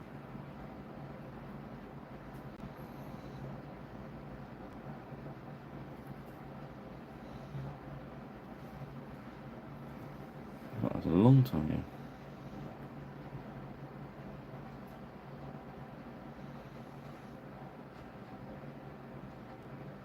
Oh, nice.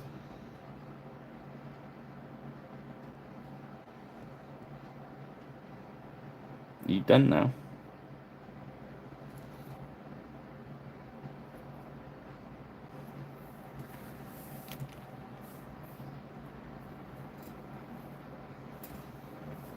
Nice.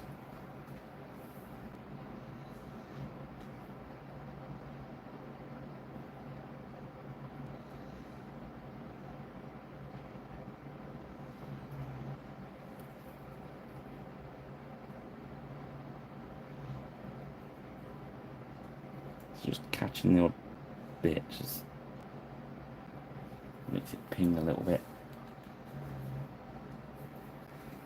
So you don't want too fancy because these aren't the fancy troops.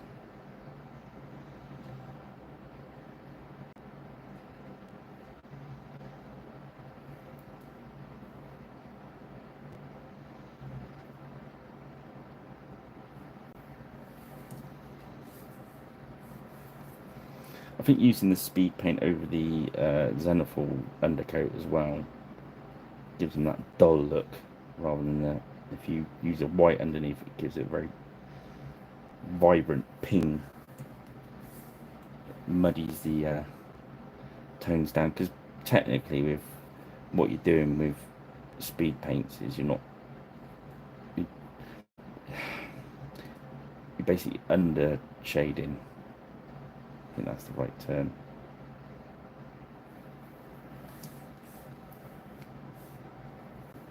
The tone of your underneath. So if you use different colours underneath, you're going to get different results with your speed paints. So you can you basically go around your miniature first with black paint if you wanted to, and decide where all your darker edges are, and then paint over the top of it. You're going to get a very different look. So if you do a Xenophil highlight, a Xenophil undercoat, you kind of do that to start with, so it's like a double whammy. freely shaded. But again, it does darken the miniature down. So if you're not into dark miniatures, or it's not appropriate for that kind of troop that you're using, don't do it. Do something else. Okay, so there we go. 1 hour 47, and that's what we've got. So from now, it's play time. So just going to keep playing with these guys for a bit. I'm going to go and put some red dots into those eyeballs. Let's get some nice red. Some pure red. Give it a good old shake up. We could do white dots, and then if you really want them, right, we've got time. Let's do it properly. Let's get our little brush. Get some matte white paint.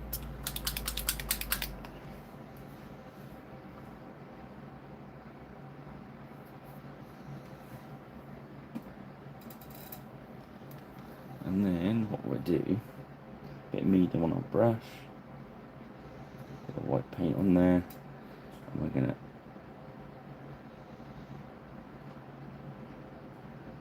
basically white dot those areas. That's all we're going to do. And we're going to let it dry.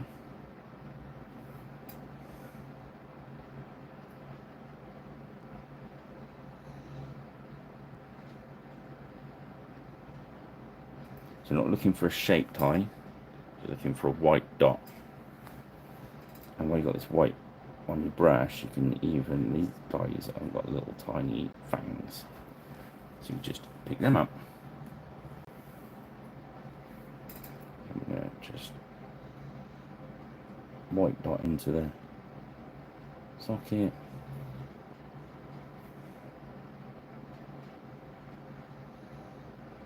Pick out the teeth. There we go.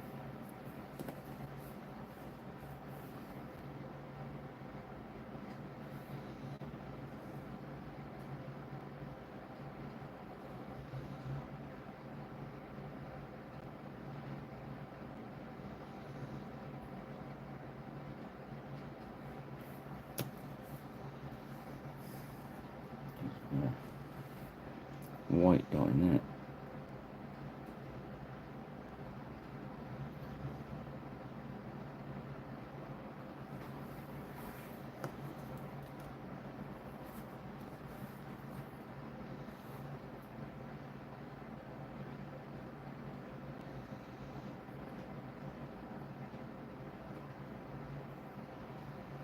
There we go.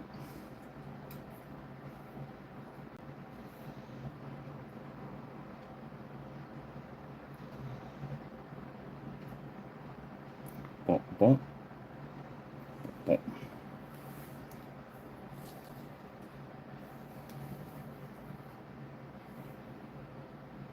Make sure you've not got too much paint on your brush.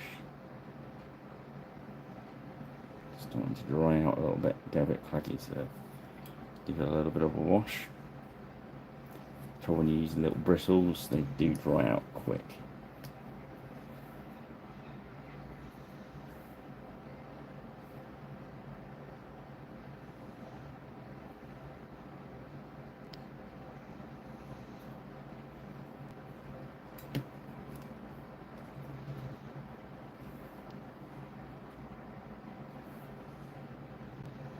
They're not going to be able to do anything that one. The visor's just a bit weird. If we'd have done that one, it'd look cross-eyed, so we weren't going to do it. Pick your battles.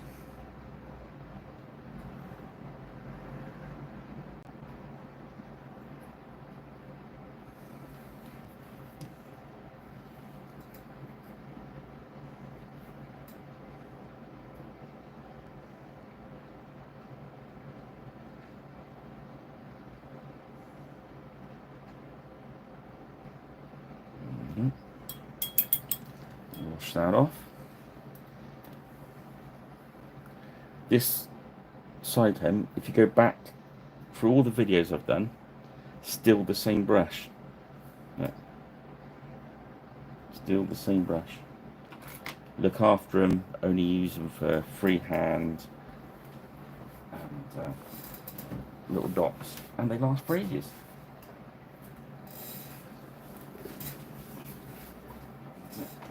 Move the chair without running the dog's paw over it. Ow. There we go.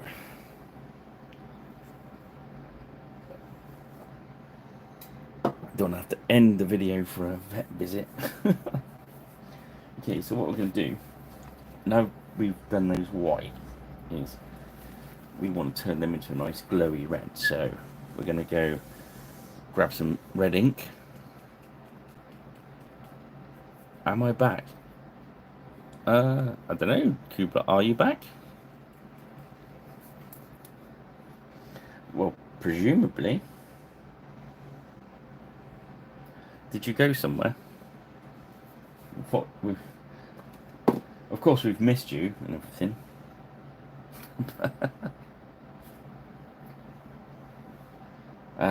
Did the feed go funny?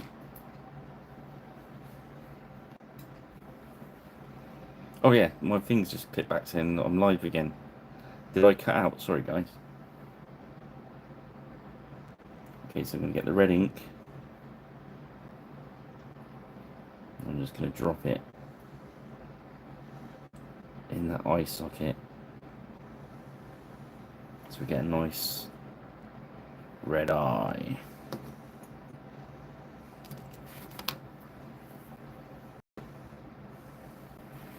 Start. All we've got to do is make sure the white is dry,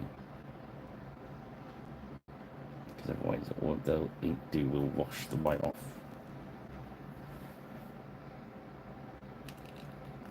If you haven't got inks, just you could do this with just red paint really.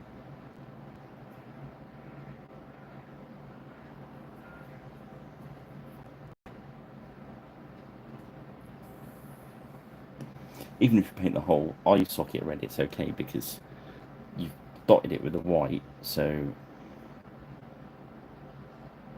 that dot will shine brighter than the rest of it. It's all one eye. The helmet's cracked up on that side, which is quite cool.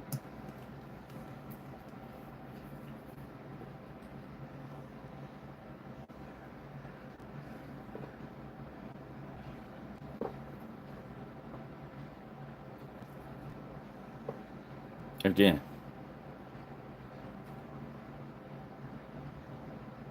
Is it my feed or yours, Cubes? What's...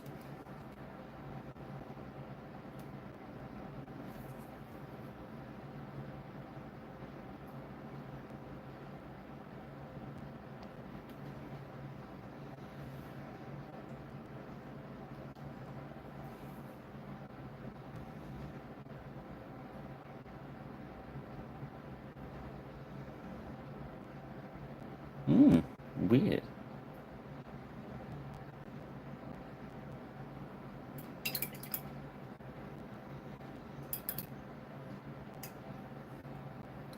Bit too much red in that one, so all we do, wash your brush out and wick it away. You can, if you want them really glowy, you can actually do a highlighty cheat on that one and put the red in, then wash it away like I did just then. But as you start washing it away, I'll show you. So it's full at the moment.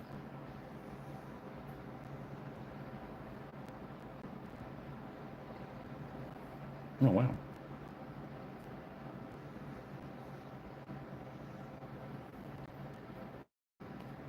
Yeah, I can't really do, there's nothing I can really do, I'm afraid. Probably YouTube or in net, because it's, we used to get this on like Roll20. If you're on busy times, weird things start to happen. It might be that sort of getting in from work, getting the internet thing on sort of time, because we usually only just starting, aren't we?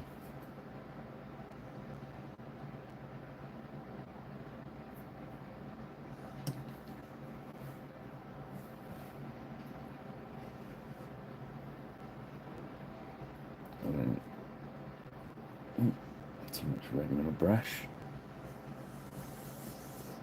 That's the one thing you got to watch when you're using inks, is they want to jump onto the miniature. So even though you can control your paint with a bit of paint in your brush, you'll find that ink will want to jump on there. Okay, so we're 1 hour and 57. Just come up to 1:58. So let's see what we've got and see what we want to do.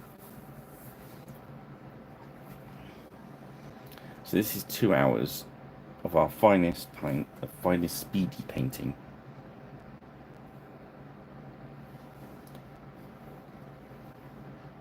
So nothing's highlighted, nothing's layered.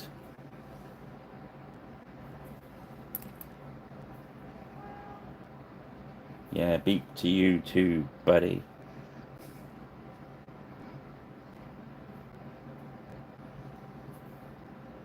Now, as kind of soldiers of the line, I think they're adequate. You tell me. You're in the chat room, guys. Well, that's perhaps why the chat room's on my side.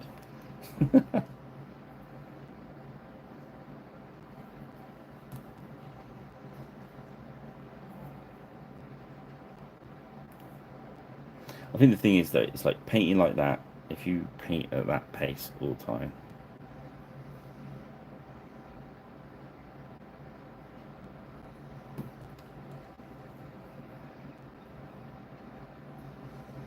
yeah, I wouldn't be ashamed to cut them on a table. I think they'd work. But seeing as it's only 8 o'clock,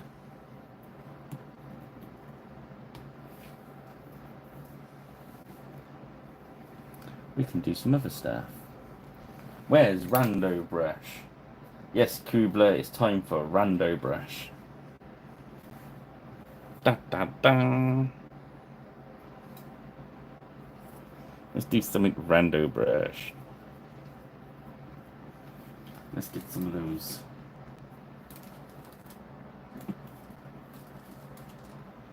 Instead of the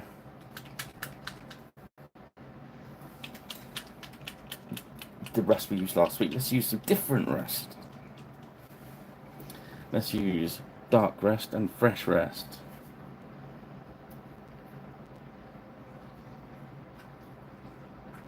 To fancy pants them up a bit. Both of these in the palette.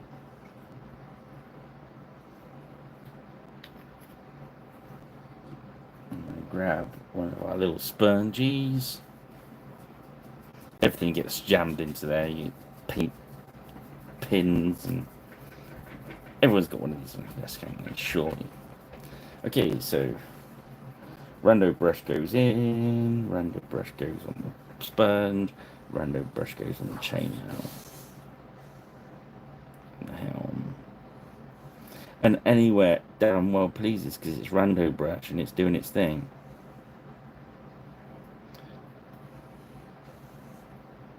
There we go. So I'm going to go through with the fresh rush first, I think, because that's what Rando Brush wants.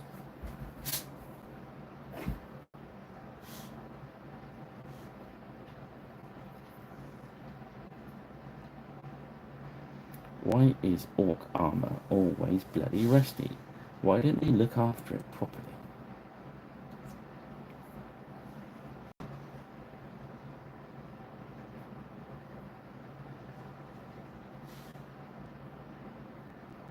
So this is a quick way to make it look like you've taken a bit more care than you actually did, I think.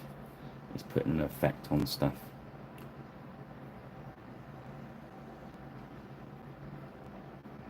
Yeah, I suppose you got a point there, Coops.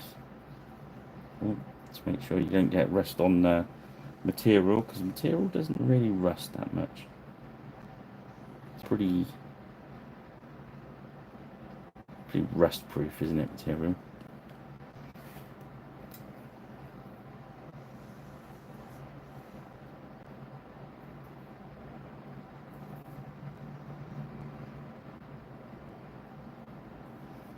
I might give Rando Brush another trim in a minute. Just make him a little bit narrower.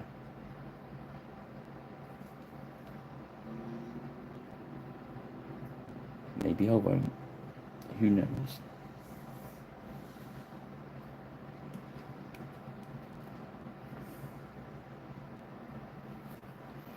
And let the paint dry in it and get all claggy.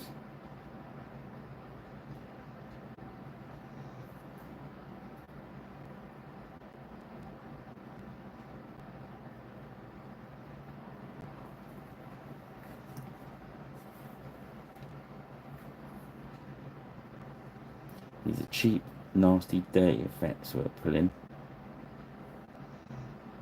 because we can.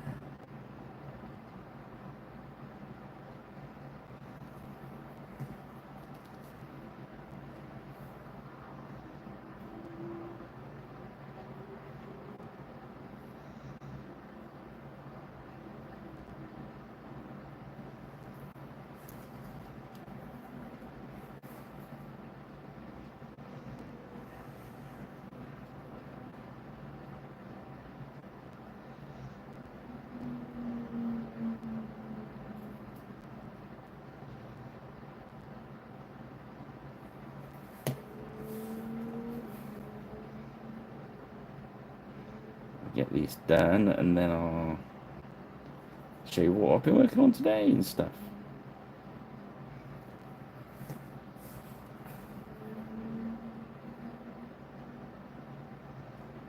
Unless you want to watch me stick toughly, might as well get these guys finished, ready for the knacker first.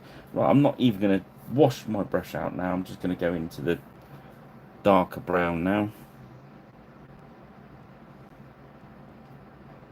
because Rando Brush doesn't care. I'm just going to gloop some of this dirty old brown rest on there.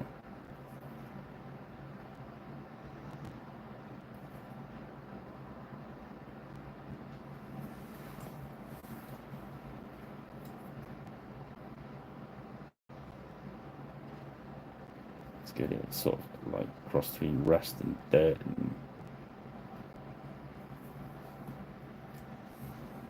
crud and other cool.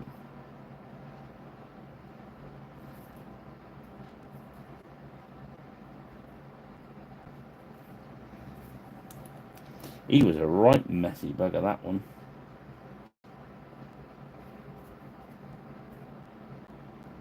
Remember, if you try and make it random, then we get used to starting on the same area on the miniature. So I was almost fell into that trap there, that I was starting on the same part. I was doing helm, body, bound, blah.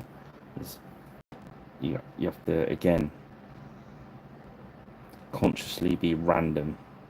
I know that sounds weird, but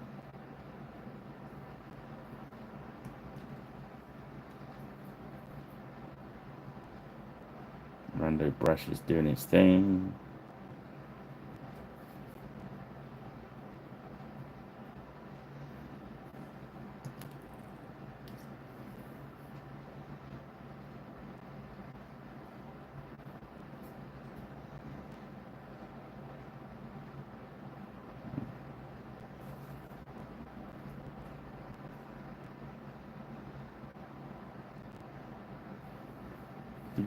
Do. Just let it dot on, get a bit random.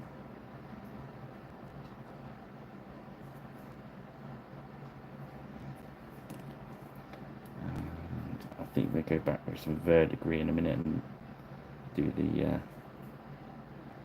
gold bit, because we didn't do our usual flesh wash trick, so the gold's very gold at the moment.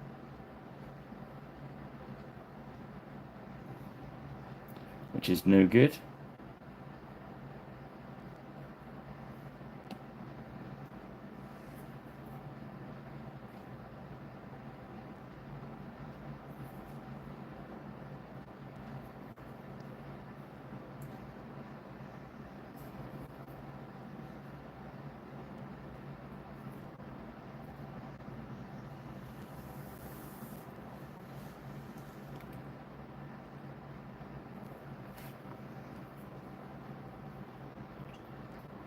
I should save some of these old crappy brushes and make rando brushes, and we'll have them at the shows. Would you like a free rando brush? Okay, so let's put those two away. And what we're going to do is get the verdigris.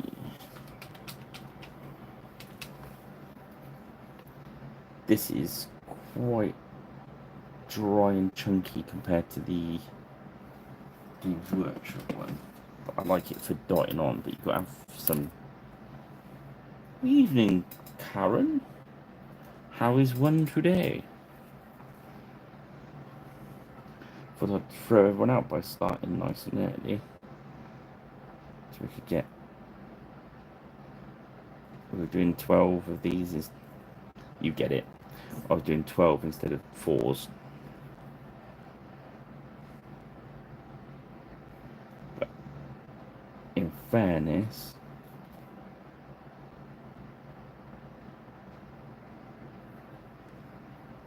I think I've cracked on pretty well.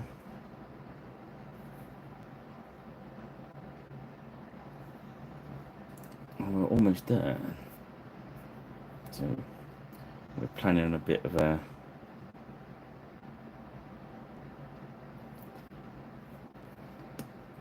let's see how people feel.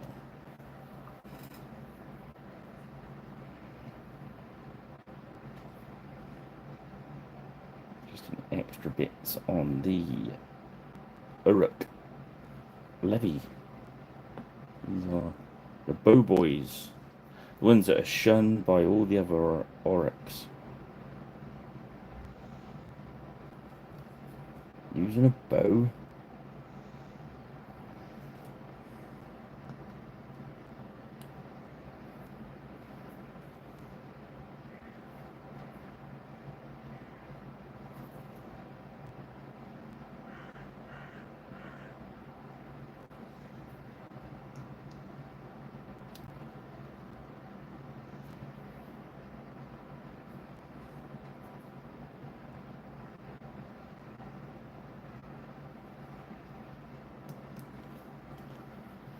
The other way you can use this is to dollop it on, then hit it. You dollop a lot on that, and grab some medium, and you can make it run around. Then go back in with a clean brush, just whip some of it away so it's not too much on there. When that dries, that will almost disappear. Yeah, we're just past the window, yeah.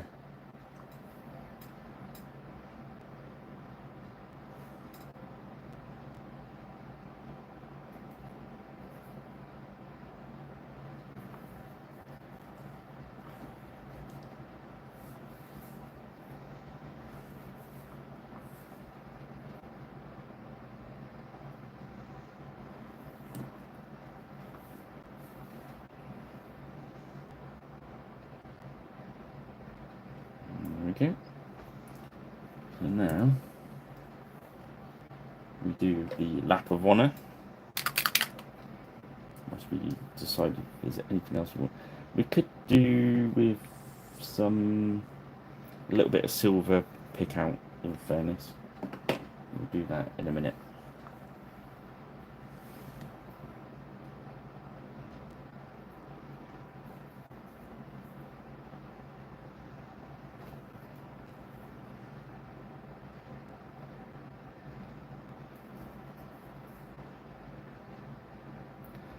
So kind of that is how we work in a kind of batch painting style.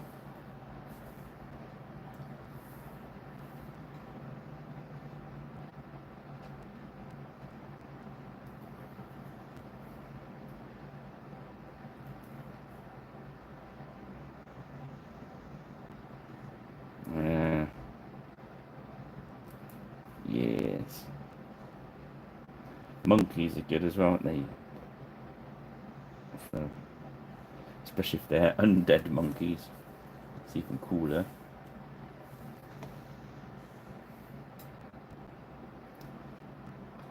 The Vikings used to take ravens, didn't they?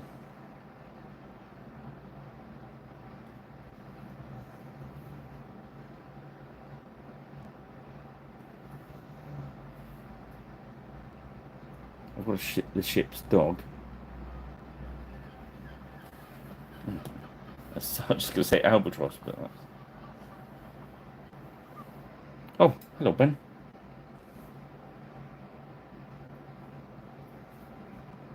Were you kicked off? Is it into my web of being nasty to everyone tonight?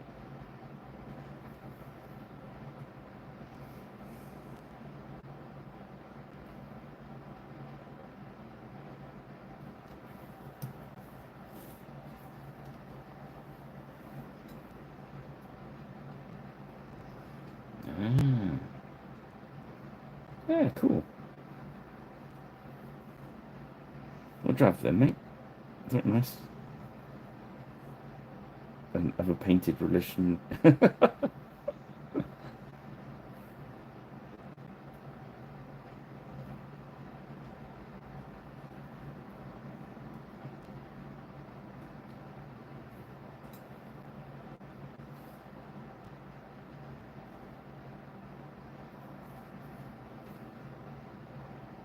So at this point, you could pretty much put a brown wash in there as well, just to add some of the details into like those legs and stuff, if you wanted to.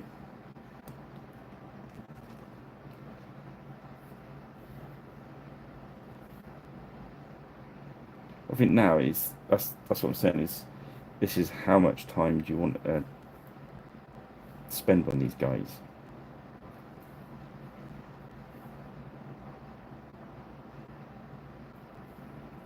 These, like, unlike last week, these aren't our uruk Varangian guards. These are the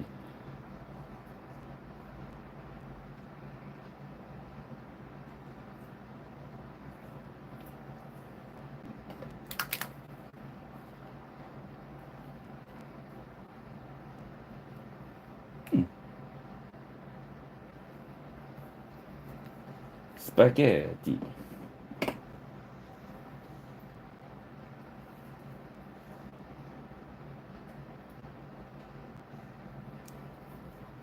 Yeah, I'm kind of pleased with them for the amount of effort I've put in. Really, it's minimal time spent on them, which is what we were going for.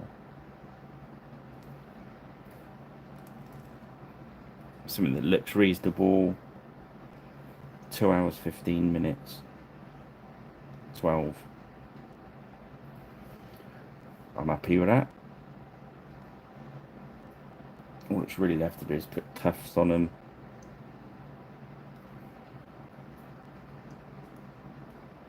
Which we do in a sec. Yeah, they're for the Saga Age of Magic we've been working on. These are the levy archers. I'm not sure how you get levy for uruks.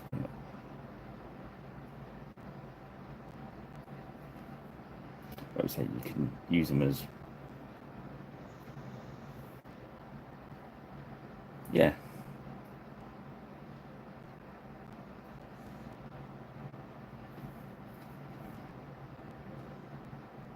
I thought we'd chuck some tufts on them, and then I can grab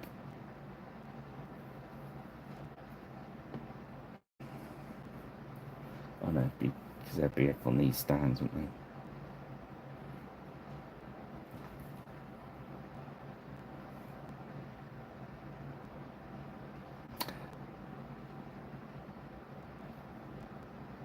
Pillage, from what I've been told, is a revamped set of French rules. I don't know if that's true or not. It's just somebody at the convention was telling me. I've got a commission to paint a pillage warband, and the numbers are very similar to the saga warbands. Other than that, that's kind of my knowledge, really.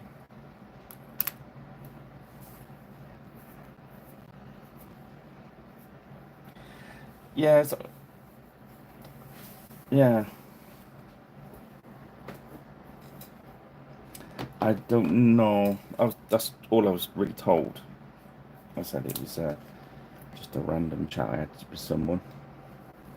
Right, we're gonna have our glue, and I like Gamer's Grass. I get the dotty ones and the rando ones because if you for the same price you get more of the little dots. So what I do, I have the 2 packs there.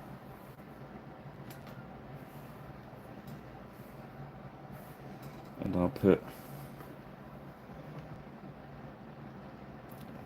do like putting a dot of glue rather than them end up in the bottom of a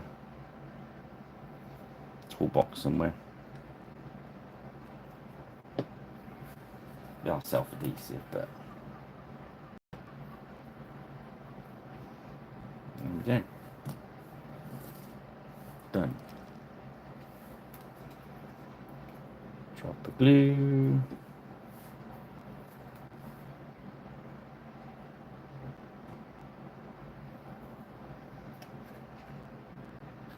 And a random shape on that side.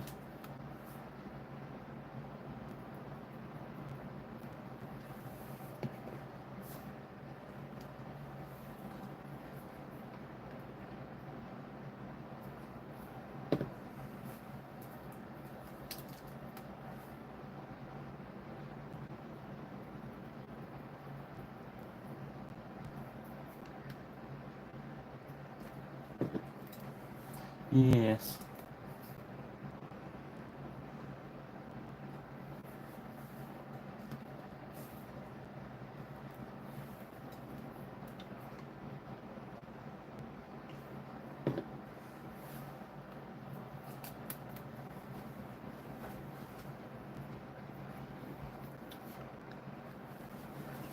That's all I do. Just check the tufts on there. 1 dot, 1 random. Just to make them stretch a bit further.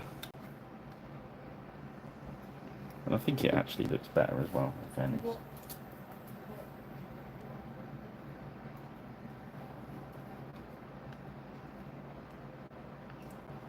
That's kind of my standard bases. Some customers are taking photographs, they don't want too many tufts on there. Because if they go outside the base and they're trying to cut them down for a photograph, they got to do photoshopping to take the separate tough bits out.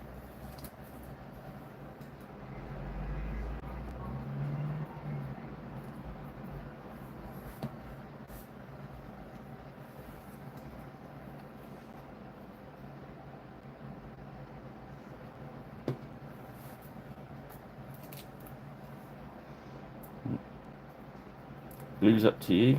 I know your feelings on glue, Ben. This is where you'll obviously you'll glue tufts to your fingers. Here at Pirate Rich, we do try and warn people about being careful with glue. If you want any tips about the danger of glue, I'm sure Ben in the chat room will tell you about it. Sorry, Ben.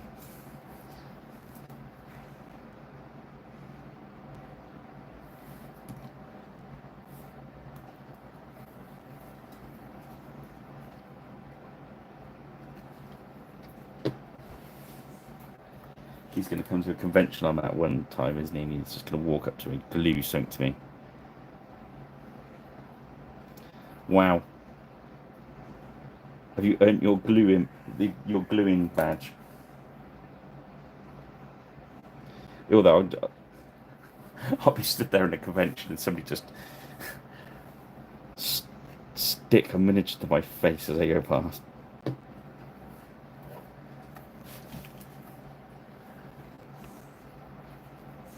A parrot or something.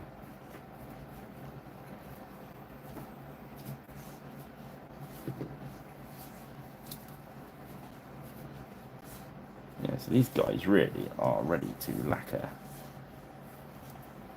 which I won't do at the moment because obviously the airbrush is very noisy.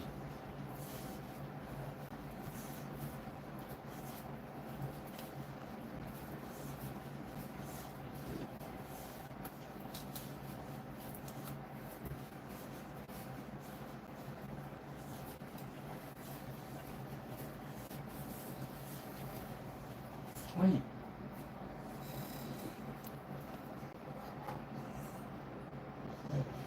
Stop the dog chewing his own leg.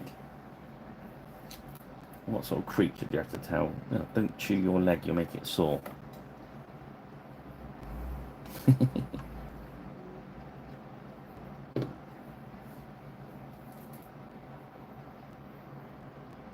There we go. And we got a tissue.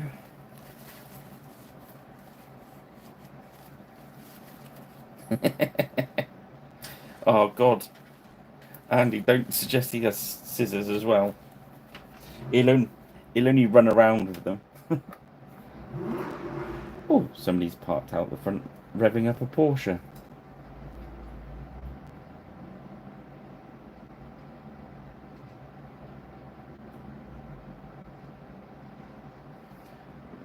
It's a red one.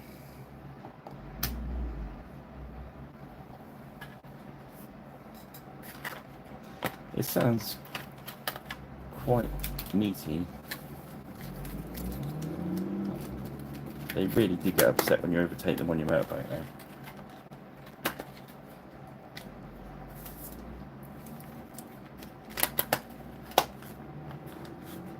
Yeah. It's like the plastic kiddie scissors. Right, should we have a close look at these guys? Because I think they're done. That's 2 hours, 25 minutes. Let's mix them up a bit so when we put them on the table,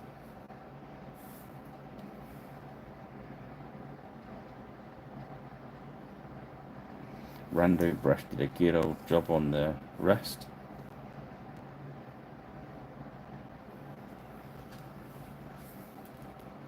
To do them really there.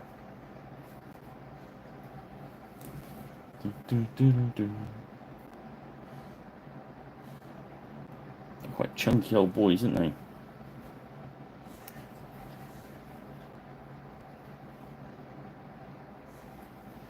And we mix the skin tones up like we did for the rest of the warband.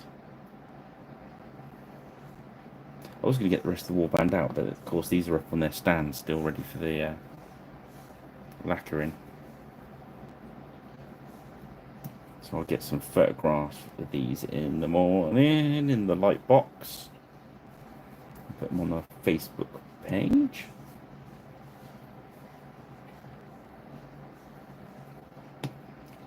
And then it's just they've not been starving this batch, are they? So yeah, if you look at that's how sort of distance you can see those from. I think that's adequate, really. I say so. Yeah, 2.5 hours we spent on those, and I think we probably could have pushed for the 2 hour there, but they were well in our evening paint job, aren't they? So it's 8:30. So what do you want me to do? Do you want me to end the feed, or should we have a look at some random miniatures? See what random miniatures I can find around.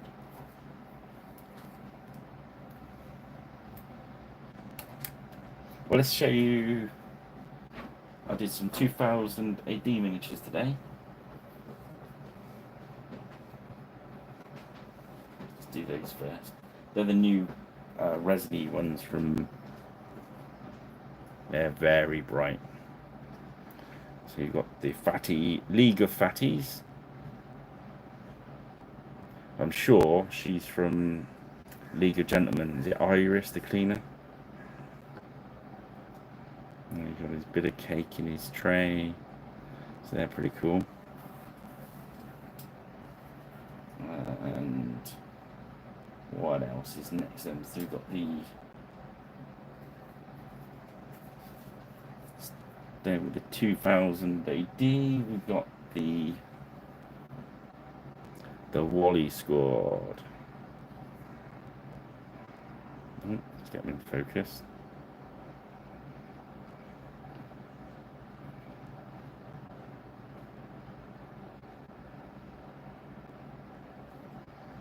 It's nice painting. Ben, be nice, play nicely.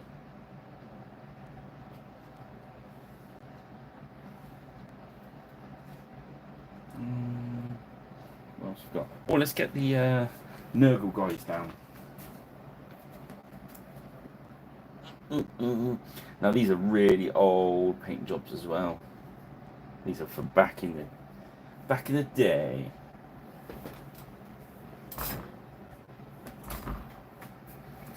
They're very dusty. I won't even bother to dust them off. So this one, when I bought it, had this was back in the day when it was still buyable. I bought it at a convention. It had the tongue missing, so it did used to have a little pointy tongue, but that's the one I made. And then I found this one in a box the other day. Just one of the option ones, isn't it? So I got two of them now.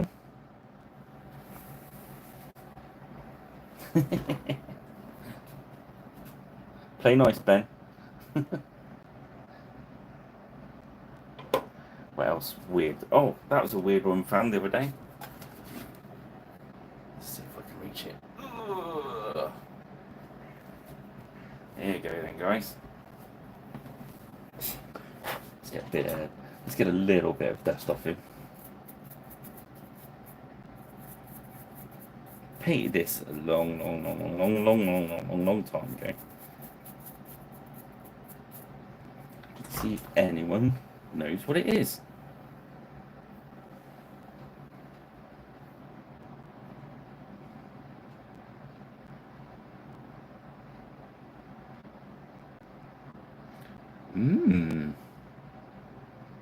Any guesses?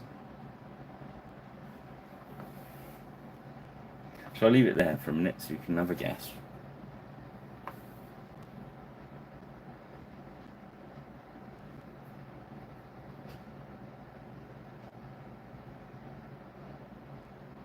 Oh wow.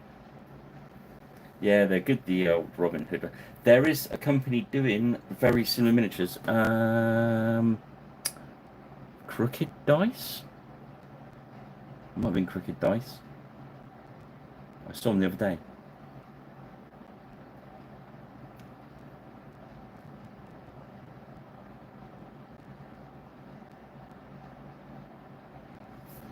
Anyone guess what it is? Just say when you, just give in when you want and I'll tell you. This is quite a rare miniature.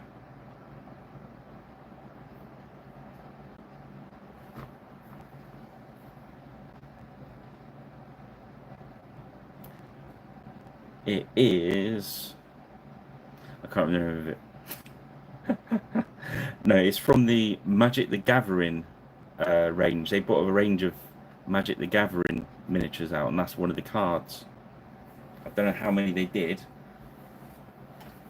That was one of them.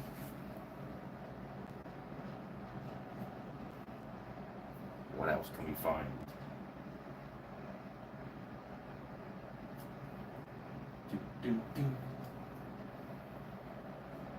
Oh, she's very dusty.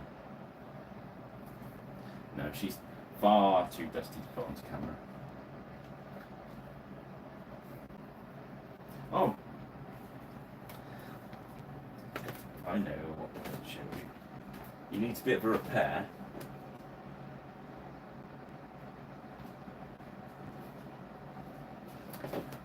There was I.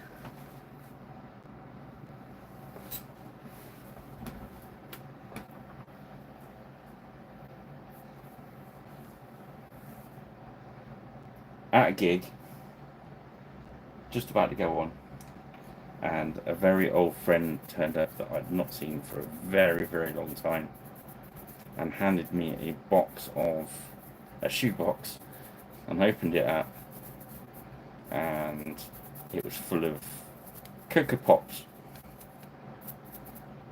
Then, as I started searching through the Cocoa Pops,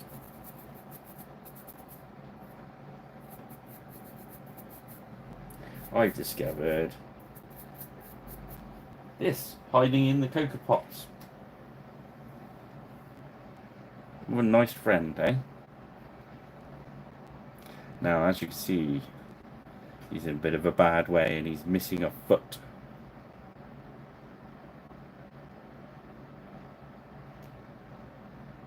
So I've got to do a bit of sculpting on him. I did think he was missing another one, but he's not. But yeah, so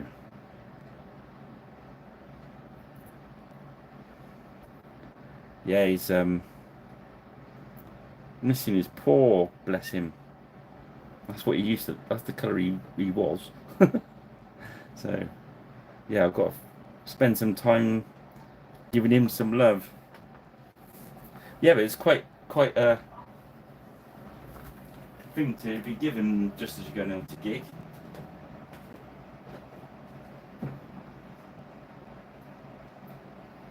Oh, because we're looking at rare dragons, what about this one? So it's even rarer. Can you believe this dragon is rarer than that last one? And he's dustier. Oh, it's disgraceful. Sorry about the dust, everyone. But does anyone know who made this dragon? He weighs 1.4 kilos. And that's pure lead. Pure leady goodness, as you can see. What about him?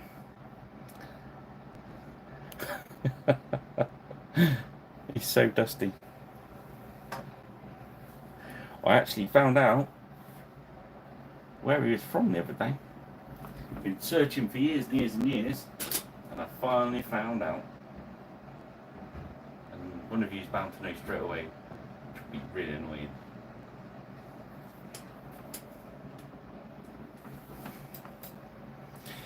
Nope. There was only 50 of them made originally.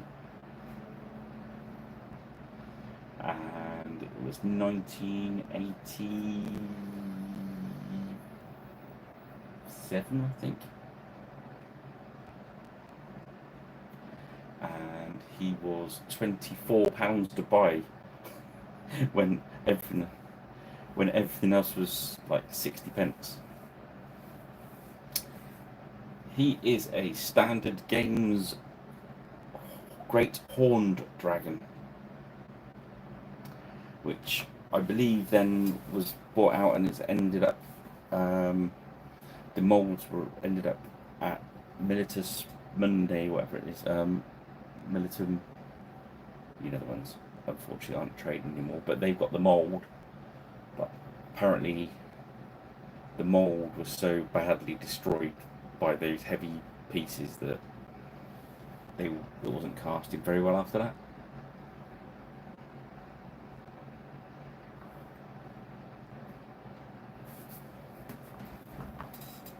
Had enough, or do you want some more?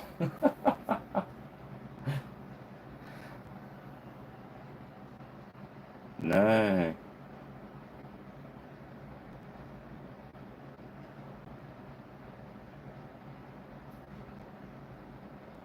There's still some pretty rare dragons up there, in fairness.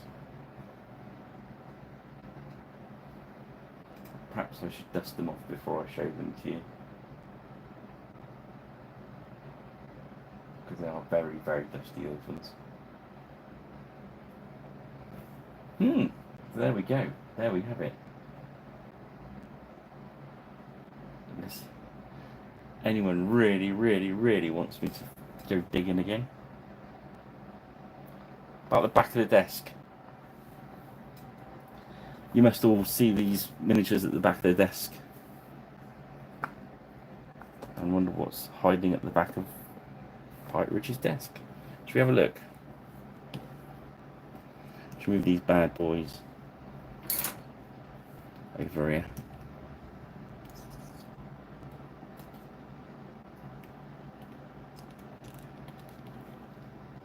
And if you skipped to the end of the video or on a rewatch and wonder what the hell's going on, we finished at about 2.5 hours. So you've got the talisman, pirate and pirate frog. The rare Gandalf. That's the You Shall Not Pass Gandalf with the Balrog that's sitting up on the shelf up there.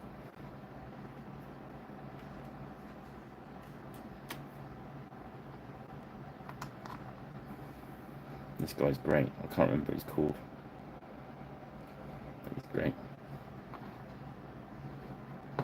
And I used to have the knight that sat on him falling over, but I don't know where he is. One of my favourite demons. I painted that back in the day when I think acrylics had just come out. Then you've got the bear collection. I've got quite a few of those. Oh look, somebody you all recognise.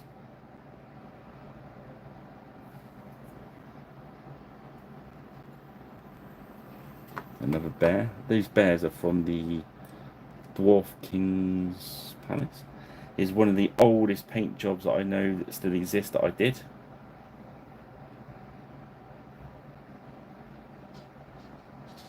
Old Ralph Arthur.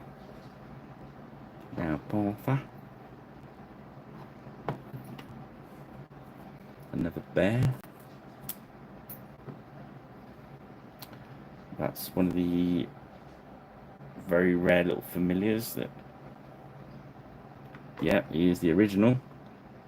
As the Judy Guthrie Not Kurgan.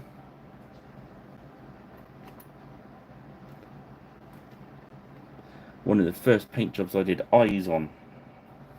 She looks very surprised. Or he, I don't know. But yeah. As you can see, you've got to keep practicing. Found this bad boy the other day. Old Mintor. Strange enough, this old one, which apparently goes for a lot on eBay, but isn't rare anymore because Foundry are starting to make it again. Gee, thanks. My favourite dwarf berserker.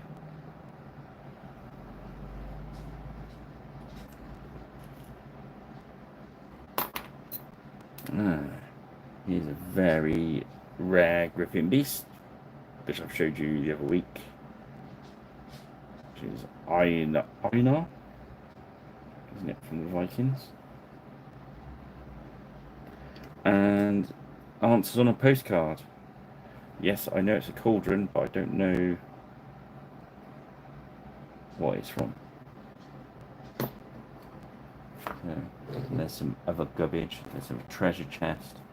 Oh, it's one of my little rats I sculpted. It's a little green stuff rat. So that's what's living up the back of the desk. Oh, apart from these guys, I didn't show these guys. They're... I wondered what they were. I thought they were just skeletons having a dance, but they're from Grenadier. And his arm should be a bit more around there. And they hold a is it a palanquin?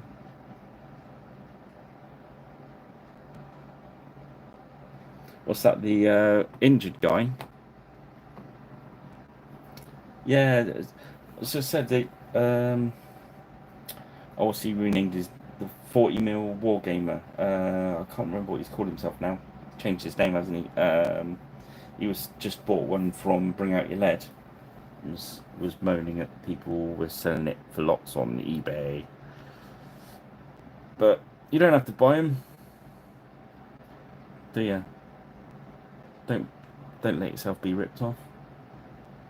But every so often you've got to, haven't you? I bought one of the dragons I was missing and paid a little bit more than I thought I should for it, but hey ho. Hey ho.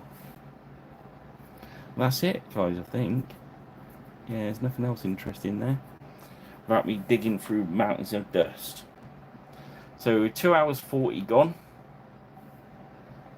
I think that's enough mooching around in the dust, don't you?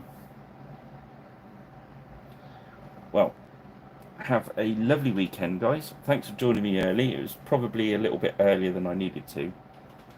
Perhaps I should have just gone for an ordinary time. But I did really think they were going to take me longer than that. But I got into a flow, which is the important thing. So, yeah. Cheers, Andy. Okay, guys. So I'll see you next week. We shall be painting the Warlord for our Age of Magic. And, oh, that's what I was going to do. I was going to show you what the Warlord was I picked out. Damn it. Just do that quick. Because there was no official Warlord, I went for this guy, which is SPR07. If you want to try and grab one quick from the Beastie Boys. And I think he's titled Lick My Hand. And I thought he'd be a really interesting Warlord for the Orcs. And if he doesn't come out as a Warlord, I could just use him as their magic user. But I thought, I've painted him before and he's a really good miniature. And I thought he'd just be interesting to paint him with like a green skin rather than a human skin. Just to see what he'd come out like. So that's what we'll be doing next week. Is SPR07, the Viking priest, Lick My Hand. He looks very similar to the guy from the Viking show. Did I say that out loud? I was thinking it. Alright, guys. Well, it's been jolly nice to share time with you guys. And I'll put them up on the video, on the pictures tomorrow. Cheers then. Have a good weekend. And don't forget to subscribe, like, share, and all that fancy old pants stuff. Cheers then, guys. Bye now.